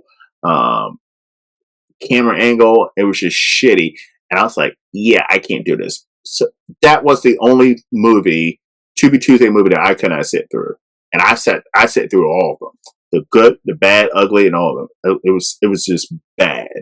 I saw it and I was like, we watched like a little bit of it, and I was like, no. I just turned it off, like probably in like the first 10 minutes. Yeah, it was bad. It was bad. And by the way, make sure to look forward to some Tubi Tuesdays. I got some really bad ones. Oh my goodness! I'm gonna tell you, when it was during Christmas break, I sat there and I got all of my movies, all my Tubi Tuesday movies reviews done. I just sat there and watched movie after movie after movie, and I'm just going by the picture. I'm just going by the name, the title, and the poster. And I'm like, I'm clicking on this one. Ooh, there's some bad ones out there, man. There's some ones. I mean, that like I'm like, I'm just like curious. Like, what was? I would love to interview the filmmaker, but like, what was your vision for this movie? Like, you know, it wasn't. There was no vision. There's a lot of people who literally make movies that don't have vision. I'm just like, that is what yeah, because it looks like there was no vision. I'm like, well, what was this? Like, what was your? Did you intend for it to look like this? You know what I mean? Like, or like was there a story behind it? Did you run out of money or something, or there's some cash you quit, or was this your first movie and like you just didn't know what to do? Like, I'm just curious. I'm like, whoa, like, because most indie horror movies are somewhat watchable. Most of them are watchable. You know what I mean? Most of them, yeah. Watchable. But there's some out there that, I mean, there was one that came out that was atrocious that a lot of people were all about. It was posted all over Facebook, and I tried to watch it. I'm not going to say which one it was, but I just say which one. Is it the one that had Daniel Harris and Robert Englund? No. Oh, okay. Oh, it's very, very indie. It's one that's by a respected filmmaker within the community, and I liked all of his work. I know you've seen it, but I was like, I expected a whole lot more out of it, and there was like one scene where it was like just talking about breasts the whole time. Again, I'm not going to say the name, but it's just like, what's so funny about it? Or like, what? I don't know what they were trying to do. If it was like, it felt like it was trying to be, and this is sometimes the thing. People are trying to make a horror film because people know that the horror films are going to get funded, and they try to like mix in some things that they are really trying to make another movie, and that's what it kind of felt like. So that I will say. Again, I'm not going to say the name of it, but it was just atrocious. I already know. I think I know what you're talking about. You know exactly what I'm talking about, but it's like, and the filmmaker is a really nice person. Yes, and that's why I don't want to say the name, but it's like, I really loved their other work, but this one specifically, I just really didn't like. But it makes me wonder, like, I'll what see happened? a filmmaker, but I'll see. Listen. So this will be a featured To Be Tuesday review. It's a filmmaker, indie horror filmmaker that I love all his films, and I'm going to go see his latest film this weekend in Virginia, right? Mm-hmm. And like, so he posts one of his movies out recently on TV, and I was like, and I know he got a bigger budget for this one, and I'm sitting there like, how is this so off? Like, the movies that you had no budget on were masterpieces, and then you now finally get a budget, and you make something that's so generic. Was there a lot of women in it that were very beautiful? You had your Felissa Roses, and you had your Okay. So, were there sex workers in it? Is what I'm asking. I guess. And it's not necessarily sex worker. There was one. I don't know if she was a sex worker, but she looked like a sex worker. I don't know how to explain it. I don't know how to explain it. So what I have seen behind the scenes on some stuff is that, and it goes back to a lot of them are asking for way more money than what they're worth.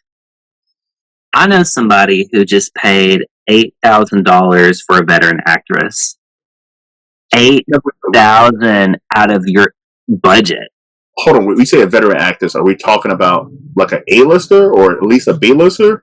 No, it's a B-lister. They're a really good actress, and I really liked meeting them and everything before. But it's like $8,000, or I'm just gonna say this, like, it wasn't Terry. Okay, all right. It was someone who had worked in a Romero film. I will say that.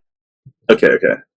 But my thing is, like, I really, respect that, but it's like 8,000. Like, I was blown away when they said that, and I was like, damn.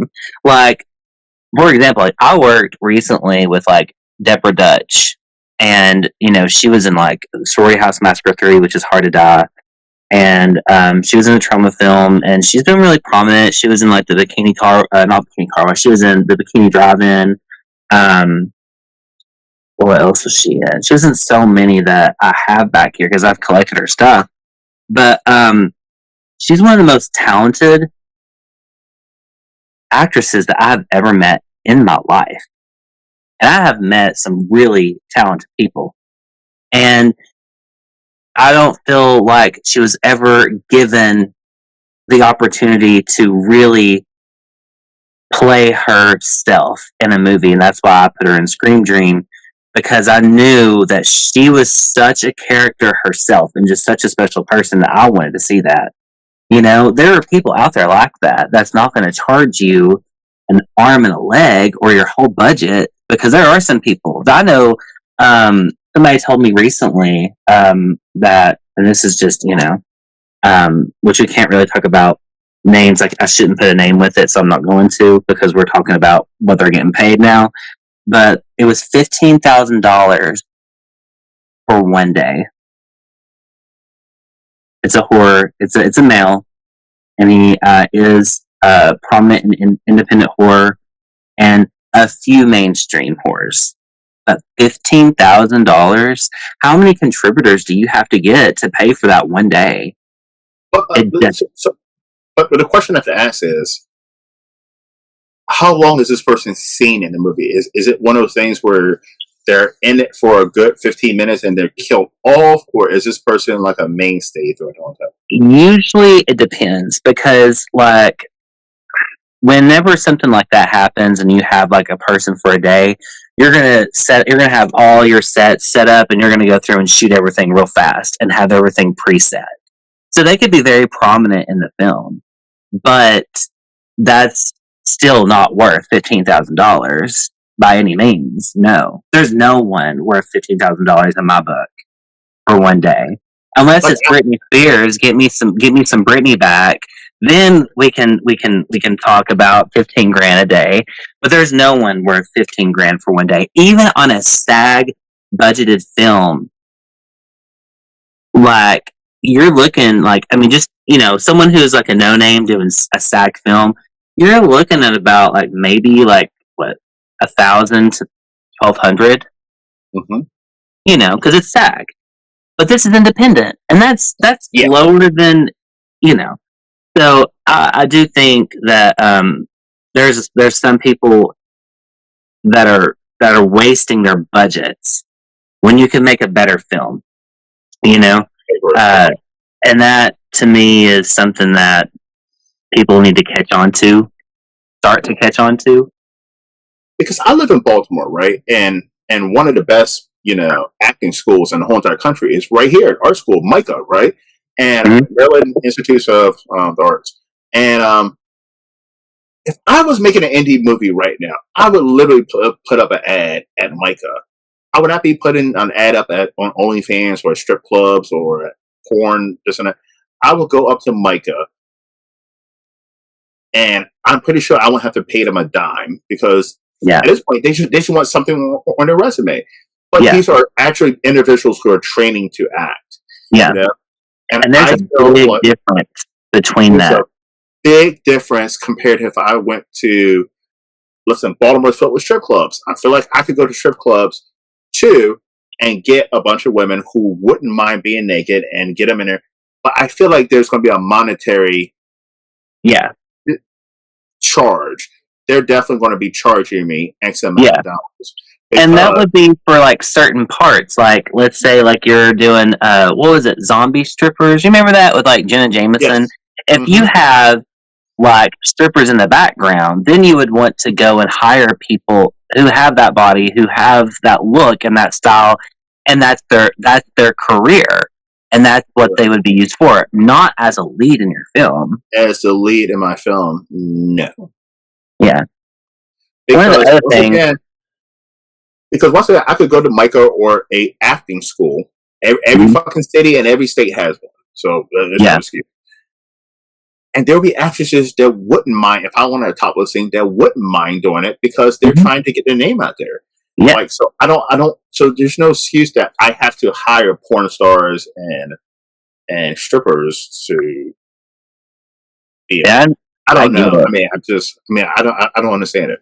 When I was an actor in training, I was trained by a professional Hollywood acting coach. I went through Gauge Talent, which was a very reputable talent agency. If you have no experience, they have it's a year class that you can go through, and basically what it is you're not paying for your portfolio, because a lot of agencies, they tend to they're not reputable, so like they make you pay for that stuff. When you have no experience and you're wanting to get into it, they have a teacher that an acting coach that comes in, and she makes money off this throughout the year. So there's like maybe 40 people in the class. It's $1,200, but for 1 year, 40 people paying $1,200. That's her salary for the year. You know what I'm saying? So like that's how she gets paid to come down, and she teaches us our craft. So she would teach us the craft, teach us contracts, teach us what's safe, what's unsafe, how to maneuver through the industry. That is something that is so lacking in independent, because so many people just, you're working a 9 to 5 job, you've never had an acting course in your life, and you get into it, which is great. It's a great way to do it. Amazing. But there are people out there who do go through these classes. I have went through them, and I can tell you honestly, what I have seen, it would completely leave you breathless right now, and it would be like a punch in the stomach. I would go, like, we would have like this big stage, right? And I was always used as an example for someone who could do drama. And I don't do drama films. Like, I don't do them. I would love to do them. Because, when I'm on set and I'm making a movie, or, it's always been like really quick. I don't get time to sit and get in the mindset of this to go out and play a character. It's always really fast. So I have to do it really fast. We don't memorize the script. You look at the scene about 30 to 45 minutes prior, and you go over it with everyone until you can put the script down, and you get on set and you do it. That is how independent films are being made. Mm-hmm. So that's something else that if a bigger company is looking into independent film, they're not looking at that. They're thinking, okay, some of these people probably just can't act. They need a little bit more talent. But that's because we're working on a shoestring budget, on a low budget, and at the same time, we have 2 weeks to film an entire movie. We're paying X amount for this location. This location has certain times you can be at.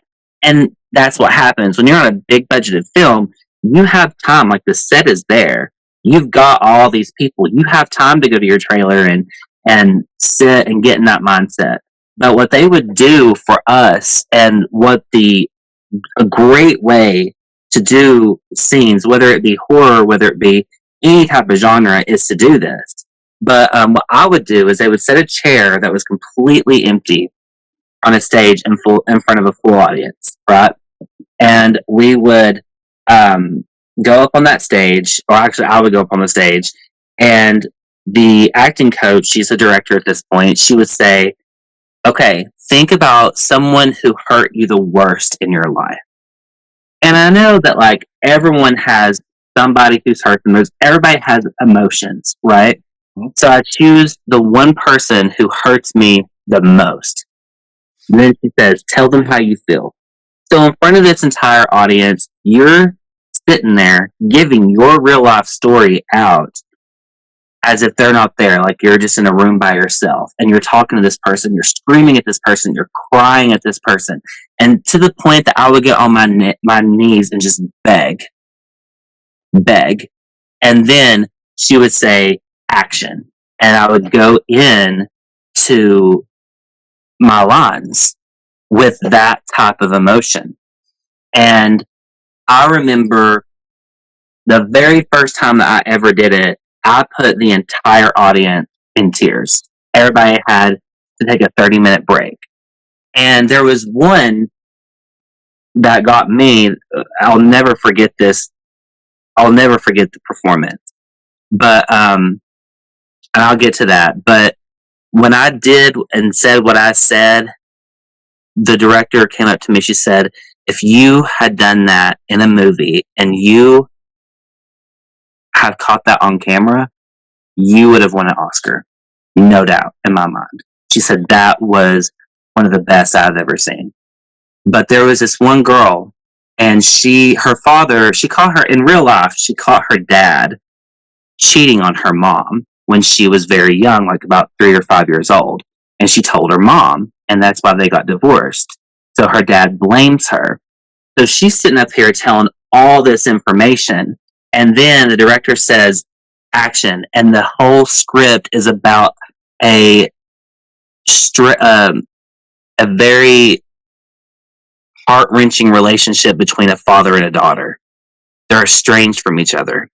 And I'm talking like almost every person in there gave a performance like you had never seen in your life that would put you in tears. And they had to do a 30-minute break on mine and everybody went out, and there was just people just profusely just bawling. And it's like, these people would do absolutely anything to be in a movie. Absolutely anything. And what the roles that they're getting is they're getting these roles in Disney and on The Walking Dead, American Horror Story. One of the guys got a really good role in a Melissa McCarthy film, and his parents said no because he had to go to college, or they weren't going to pay. If he did the movie, they wouldn't pay for his college because he wanted to take a year off, and they said no, we won't pay for it if you do. Biggest break of a lifetime. Run by that. But like, these people went on to do that. I literally chose not to. I didn't want to audition and go and do the films. I wanted to do independent horror because I love horror films so much at the time. I did not want to do that. But that is what people are missing in this industry. They're missing the true talent. It's like you said, go to a school, put up an ad. You will get so many talented people. But at the same time, what then comes into play is that people aren't supporting the director, they're supporting their cast. That is what has happened a lot in the independent horror. Now, for someone like me, there are a lot of people who support me, so I'm not going to say that my people who've supported me are only support me because of my cast. People support me because I have worked really hard, and I do have an awesome cast that have people who back them, and they back my project. So it's kind of like a, full circle met. But it's like, with these people, if they was to come in on that, I don't think that they would get funded because they don't have that following and they don't have that network of people that they've been working with for years. And that really sucks because some of this stuff, yeah, I guarantee, from what I've seen on stage, you would be blown away. It's so realistic, and then they go and they try to hire these people who have no talent whatsoever. And I'm not saying I'm the most talented person in the world because I'm not, but like, I can see you're talented. Yeah, but I'm saying it's kind of insulting if, let's say, you went to school to become a surgeon, right? mm-hmm. You made your sacrifices and everything, and you're great at it. You're skilled. And I went to school to be a mortician, right? Mm-hmm. And so somewhere is hiring, looking for a fucking surgeon, and they hire me over you. It's kind of like, like, what do I know about being a surgeon? That's 100% of what's happening in independent horror. There are people who are very talented. There are people who have been trained. There are people who have went through classes, who have strived their hardest, and they're not getting even a single look at. And to me, I have asked people in this industry, I'm like, can you please send me a audition tape for a role? And you would not believe what I get. An audition is a proper audition, and this is the way, like, everything, like, even if you're independent, you need to be professional and you need to understand professionalism. But you do not show up with eye makeup all around your eyes in fishnets. No. The way to do a proper audition is that you want to, for ladies who have long hair, you pull your hair back in a ponytail. You don't wear any jewelry unless it's just like a wedding ring or something. Wear a plain shirt, wear jeans. You wear a neutral colored shirt. You don't wear a lot of colorful stuff. So like a tan, a white, a black with some jeans. You don't want to wear really any makeup whatsoever. Why? Is because you don't know what that character looks like to the director's vision. So when they do that, the director can be like me, like what I sit there and think about, and I know we've talked about this before, is like, okay, I want to see this person in glamour makeup. This person needs to be gorgeous, or this person needs to be kind of, So it's like, I need to see my canvas. I need to see what I'm working with. I don't want to see what you're working with day to day. I want to see my canvas. And that is something that shows me professionalism in this community, is because I've asked several people for an audition, and they send me back something where they're all spec'd up looking with all this makeup on, and they are, you know, like, what is this? What is this? Or the fact that I'll be like, hey, most of the time, 99% of the time in independent horror, if I've ever asked for someone to do lines to read for me, or for someone to send me something, like I'll send them a script, like I'm wanting to hire them, they refuse to send it to me. They don't want to send it to me. And I don't understand why. If you're going to lead my film, and if you don't have enough confidence in yourself, why are you trying to lead my film? Why are you trying to be in my film? Why are you trying to be in anyone's film if you don't have the confidence to do that? And if you're so busy, then why are you trying to take on this? There's always an excuse of why they can't do it. And that is constant. That should be a red flag. That's a huge red flag. But it comes down to the click. Yeah. Almost 100% of them in the click will not do that. But it seems like, and this is something I'm just realizing, it just seems like I need to get my film funded. This person has the means of getting my film funded. It might not be the best candidate, but I want to get my film funded. Well, one of the other things about it is first you have to make a first film, and you got to prove to people that you're going to make it, you're going to get it out, and you're going to give them those perks. You know, that's the big three right there. Because half the time people they just fund it and it never gets made. That's what happens a lot. But if you know that a person is going to actually go through with it with one, they're probably going to go through with the second one. Yep. So that's another thing. So, like, on my first project that I did, I brought in like $3,000 over the course of the whole thing. I think it was like 3,700. Indiegogo took a ginormous portion of that out. So I was left funding the film, and I worked my ass off. And you know, me and Steve really went all at it, but we spent about like $45,000, if not like around $50,000 on that film out of our own money.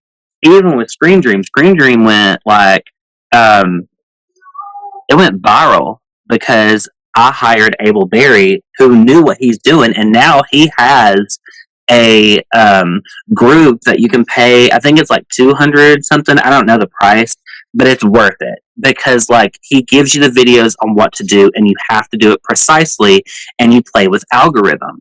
And algorithm is everything. If you don't have people sharing, if you don't have people comment bombing your stuff, you're never going to get anywhere. And that's the thing, is that it puts it in the algorithm. And when we did Scream Dream, I didn't have everyone doing what they were asked to do, what they promised that they would do, and how I needed it to be done. That's why I had to recast some stuff. And because of that, it caused a little bit of, but I needed that. And because I hired this person to come in, and we needed that. It makes a difference between $20,000 to $100,000 on your project. So that was one of the reasons why we only brought in like $20,000, which was great, and I'm very thankful for. But we needed to hit those algorithms, and the more that I understand it, the crazier that it gets. So for a first-time filmmaker, I think that they're not going to get funded. I don't think that they need to make a shit film and get it out in order to show that, hey, I'm going to go through with it. I'm going to stick to the chaos, and I'm going to make this. And that is something that doesn't really get talked about as often. I know, like, when I talk to promoters that's in the independent horror industry, they're really, like, iffy on taking on a project. Or, like, even with Abel, it's like, he was, like, asking me, are you going to make this film? Are you going to go through with it? Because this is not just your name, this is my name on the line, too. And I'm like, yes, I am. And it's like, we shot that film in September 2023, and it's January 2025. One of the other things that I think that needs to be talked about in independent horror is the way that my editor, I told Jason, I want you to take your time doing this. We didn't just do all this craziness and chaos to have a shit film and have it thrown together. That's another thing, is that I see so many directors making a movie, independent, and as soon as they shoot it, a month to 2 to 3 months later, it's out. How? How can you edit that in 3 months? No, it's going to be shit, and it is shit. And I will say that it's shit. You want to take your time, and you want to really, really edit and go in and look at the angles, look at the transitions. You want to color grade your film. You want to get the right music. You want to do the right sound effects. You want to add Foley to your film. That's something that hardly anybody adds is Foley. You need Foley in your film or it's going to be a shit film. Straight up. If that's the one thing you miss, your film is going to be absolute shit. And nobody puts it in. And Jason was like, I've been working on it. I've got tons of Foley. I've got the audio fixed. I've got everything color graded. I've got really good transitions. We're doing some really cool visual effects. And it's like I couldn't even begin to tell you how many people write me on social media wanting to know when Scream Dream's going to be done. And I'm sitting here thinking, as long as it takes. Because I didn't just put myself in a ton of debt and Steve go into a ton of debt just so we can put out a shit product. By the time that film comes out, I want people to love it. It's going to be a classic. I know it's going to be a classic. And the thing of it is not because it's my film, but because of what everyone put into that. What the composer's putting into doing the music. I had recently a guy, we needed some music for like when they're listening to like a Walkman or the radio. We needed music for that. So I had like somebody go in and actually compose like metal music. Like we went all out, but we have spent well over $60,000 to $70,000 on this. I mean, Steve alone dropped $20,000 himself on the film. We brought in $20,000 from the Indiegogo. And that's not even considering all I put into it and all the stuff that I never got back when I sent it to the actors that I had to fire because I never got the stuff back. And it's like, like they were, and here's my other thing with that. If anybody was hired on that project, I told them before, I was like, this is going to be my film. It's going to be my magnum opus. That's what it is. And the thing of it is like, I want whoever to be in this project to realize that this is an opportunity, a huge opportunity. And I did that, right? I did that. I told them my vision, and I showed you a clip. Looks amazing. It's incredible. The whole movie looks like that. And the music too. I mean, it was hitting on, yes. And it's just like, there's a vision, there was a plan, there was a damn good team. We killed ourselves and we went all out. We've taken over a year to start editing this, which means that we have put in effort. And that's something that I see lacking. When you get a movie out within 3 to 4 months and you've edited it, there's something very wrong with that. I was watching that clip and I got transformed into the 80s. I felt like I went back in time. It felt like, because a lot of people say they want to make an 80s slasher, but it doesn't feel, it doesn't look, it doesn't, and everything about that clip, it felt like I was in the 80s watching a movie that I just got off the video shelf. Here is the thing about that, and I think that this is one of the biggest things that, because I do have I have a problem with period pieces because of this, especially like the 80s. I'm not like the biggest fan of period pieces, but if you're going to do one, it's got to be done right. And one of the things is I've watched several movies where like, oh, it takes place in the 80s, and I see a girl and her hair's flat. I see a ponytail and it's in the back. Okay. I see a guy and he has a modern haircut. And my thing is, it's like, if you're doing 80s, you need some Aquanet. Mm-hmm. You need big hair. That ponytail needs to be on the side of your head, not on top of it. It needs to be probably teased. and you can even use wigs to do that. Like the Debbie's hair in that, I actually chose a wig for her to wear in the film. I want it to be big and curly and huge because that's what the 80s is. And even Aaron's hair is crimped. And that's what makes it feel like you're in the 80s. It's a small touches. If you have a black guy in the movie too, he got to either be rocking a flat top or a jerry curl, like exactly, and not have any facial hair. Because black men, by the way, I'm going to tell you to finish the young buck. Black men did not wear beards until the beard thing became a thing within the last 10 years. Black men were always clean shaved because that's what women liked. Clean shaved guys. The beard craze came around about 10 years ago. Now that's why you see all men walking around with beards. But yeah.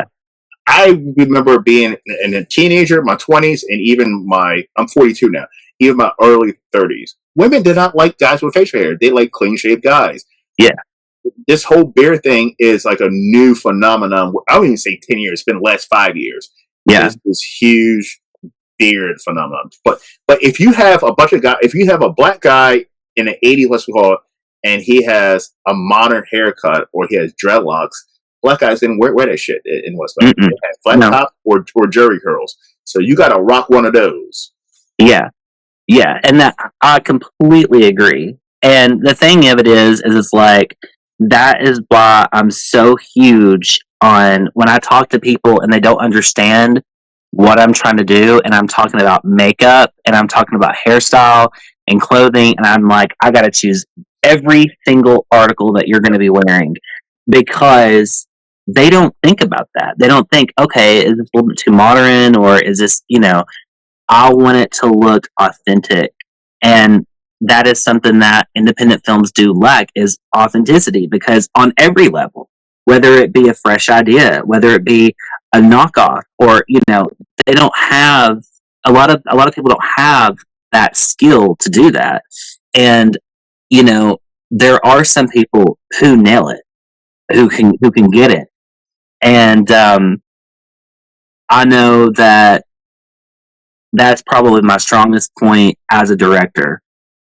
And I want to see what when I think of the 80s, and the first few things that come to my mind, I want to see that through the entirety of the film. So a second to that is the way that the film looks. If you're not color grading, and if you're not getting it to look right, like it's aged, and I'm not talking about the messed up like film stuff. I'm talking about like the actual 80s film. What was that movie? I know you know what I'm talking about. It's the one where the young boys, they think that their neighbor is a serial killer. Summer of '89 or something like that. Yes. Summer '87, something like that. So that movie was so color graded on point that it looks and it feels like an 80s movie. Mm-hmm. And that color grading is huge. Foley is huge. That's not put into film, and I don't understand why. But there was another one too, and this is classified as a horror movie, but not. I don't know if it's. There was a movie it had Jake Gyllenhaal, and it was called Nightcrawler. I want to say it was called, and he was like a news anchor guy who starts killing people, and just so he get what's called. The way that movie was color graded, and it just looked like you were watching an 80s movie. And this movie came out definitely in the 2000s, but like, yes, big budgeted movies can do that, but I don't know why. But like, it's hard for indie filmmakers to do it. But like, if you can't do it, then don't. All it takes if you really want to color grade it, like I have a Galaxy, put it on your phone and color grade it yourself. Like, it is not that hard. But I see, like, if I the one thing that I do, the first turn off that if I turn on a movie on Tubi, the first thing I check for above anything is color grading. If the film is not color graded, I'm not watching it. Yeah. Because I know it's going to look cheaply made. It looks terrible. Now, I give it to older films, like anything like 80s and below. I understand that they didn't color grade everything. but like there is like even like all phones, like because I worked at a phone store before, like I know the iPhone. I don't like iPhone, but I know that you can make a movie off that. They just made what is it, 28 years later on an iPhone, Mm-hmm. and then the Galaxy. I don't know if anybody's ever looked at it. It literally does I forget what it's called because I'm trying to think of the name of it, but it puts it to where everything looks almost grayed out, so you can color grade, and it looks phenomenal, and you can do it straight from your phone. So there is absolutely, and since all this is independent, there is absolutely no reason why it's not. And half of it is because they want to get it out, they're rushing, and they're not taking their time. And I'm not going to watch it. Like, point blank, I'm not going to watch it if it's not color graded because I see the difference. And I have, I've been in films that's not color graded, but they're low budget. They're very, very low budget. But like, as far as like ones that I watch over and over and over and over again, all of them are color graded.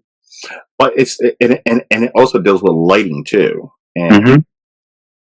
I watch some movies that are so fucking dark. I don't know what goes going on the screen. I really don't know what's going on, who's who, or I did say that about Bakemono. I received a screener copy, and I said my biggest complaint was I was like, there was big chunks of the movie I did not know what the fuck was going on, and I had no idea that was not the movie, but that was a screener copy they sent me that looked like that. And the filmmaker sent me out 2 DVDs, and I did, and listen, it looked perfect, but there's been movies I've watched that are so fucking. I call it the Walking Dead effect. Do you remember the Walking Dead and Game of Thrones? Towards the end, they would do these night scenes, and it would be so fucking dark that a main character would die, and you wouldn't even know it was main character die. It's just so fucking dark. So the best way to actually shoot those night scenes is actually to shoot during the daytime.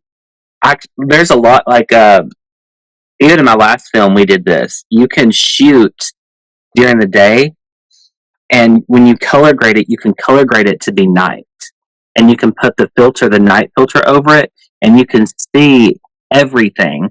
And I think that that's one thing that some people like. If it, you can't do it all the time, but like if there's a lot of detail going on, I highly recommend to film it in the daytime. Use a night filter, and I'm not saying just put the filter over. There's a lot of editing that goes into that, but it does make the scene look better. Exactly. Yeah. Well, Adam, this was a first fun episode. We hit a whole bunch of fucking topics. We did, and I've really enjoyed it. I do hope that people take what we say to be, critique is a good thing. Critiquing is a good thing, and everyone needs critique, or you can never strive to be better. That's another thing. So it's like what we're saying, and it kind of goes with. I was talking to a movie distributor one time, and he told me, he said, I release a lot of shit movies because I can see the potential and I know that they can grow, but a lot of them don't grow. And if they hear it from the horse's mouth that they need to grow, they need to be better, they don't need to be making the same type of movies over and over, or the same look of the budget. If you're making something that looks bad, your next one needs to be better. Your next one needs to be even better. It needs to grow. And if you're not growing and you're doing it just for fun, that's fine. But if you're looking for a career in this industry, you probably aren't going to go anywhere if you can't grow and take critique and have thick skin whenever someone calls it out. I agree, but that's something that has been lost in today's culture, unfortunately. The thick skin part. Because at the end of the day, rejection sucks, man. It sucks. It does. It sucks. It really does. But it makes you stronger, and it makes you a better person. and it makes you, hopefully you learn from your mistakes and you grow over time, because no one is, there's no point in being stagnant in life. And it's like Mark Wahlberg. Mark Wahlberg plays the same character in every fucking movie. His acting has not grown over the years, and that's why he's in shitty movies. Yeah, he's stagnant, and it's sad to watch. But people still support Mark Wahlberg. Plus, who knows? Maybe I'm crazy, but like, you would never see Mark Wahlberg be nominated for a Best Actor because he's this. And that's not the way that's not the way as human beings we're supposed to be. We're not supposed to be Mark Wahlberg. We're supposed to, start from Mark Wahlberg and then start growing up and being something better. It's kind of like Nicolas Cage. He started out in B films and then he got better. He's not the best of the best, but you can tell, like, even with Long Legs, like, dude is talented. But one of the other things that people have got to remember, and this will be the last thing that I will preach on, is that they have to remember that film is forever. It is caught on film. It's probably going to be there, but even after you die. And it's like, my thing is like, when I look at like classic Hollywood movies, that's kind of like where my visions come from. I always go back to one film, and it's called Cat on the Hot Tin Roof. And the reason that I go back to that film so often and I think about it is because the way that the actors, like, watching Liz Taylor on a screen, like, and think about this for a second, like, you've got Liz Taylor, glamour shot, giving her best acting ability. It's intense. You've got Paul Newman, looks great on set, and just that the way they play off each other was so intense and beautiful. But whenever you think of, I want to make a movie, you should put in your head a classic Hollywood movie from the golden age and say, I want to make a movie that has shots like that. I want to make a movie where they play off each other like that, not just get in front of a camera and be done with it. You know what I'm saying? Like, that's what I think people are wanting to dream, and they're going for it and they're doing it, but they're missing the heart to it. And that is where I know I stem anything that I make. I have a vision in mind, but I also keep golden age. And I think that's what's important about those movies, is because they show you what real cinema is. I don't consider anything coming out in Hollywood ever being remembered 60, 70 years later. Independent, yes. But what was coming out at the time in Golden Age Hollywood has stuck with me for life. There are some beautiful performances, beautiful cinematography, beautiful shots, and even if you just go through and you watch a few of them, and you go make a movie, and you try to do, like, learn about the angles and learn the 360 roll, you would never make what you're making now, what's coming out now. You would be better. And that's where I think a lot of people miss the mark. Yes. And we're going to get some criticism and some shit for this one, but that's what we're doing it for. But I'm okay with it. I am okay with it. Because we're going to be back in a couple of weeks talking some more shit. Listen, Adam, this is a fun first episode. Listen, by the way, if you're first time coming here, please like and subscribe. Also, listen, if you don't agree with us, go ahead and put it in the comments. Listen, we welcome comments all the time. We welcome all opinions too. Opinions are great. Yes, that's always great. Because at the end of the day, there's some things that we may not even fucking thought about, and be like, oh, well, that's a reason why. Yeah. Very true. Very true. Yeah. All right. Listen, everyone. Thank you for coming to the first edition of The Horror Talk. I'm Travis Bruce. That's my awesome co-host, Adam Freeman. We'll see you on the next episode. Take care.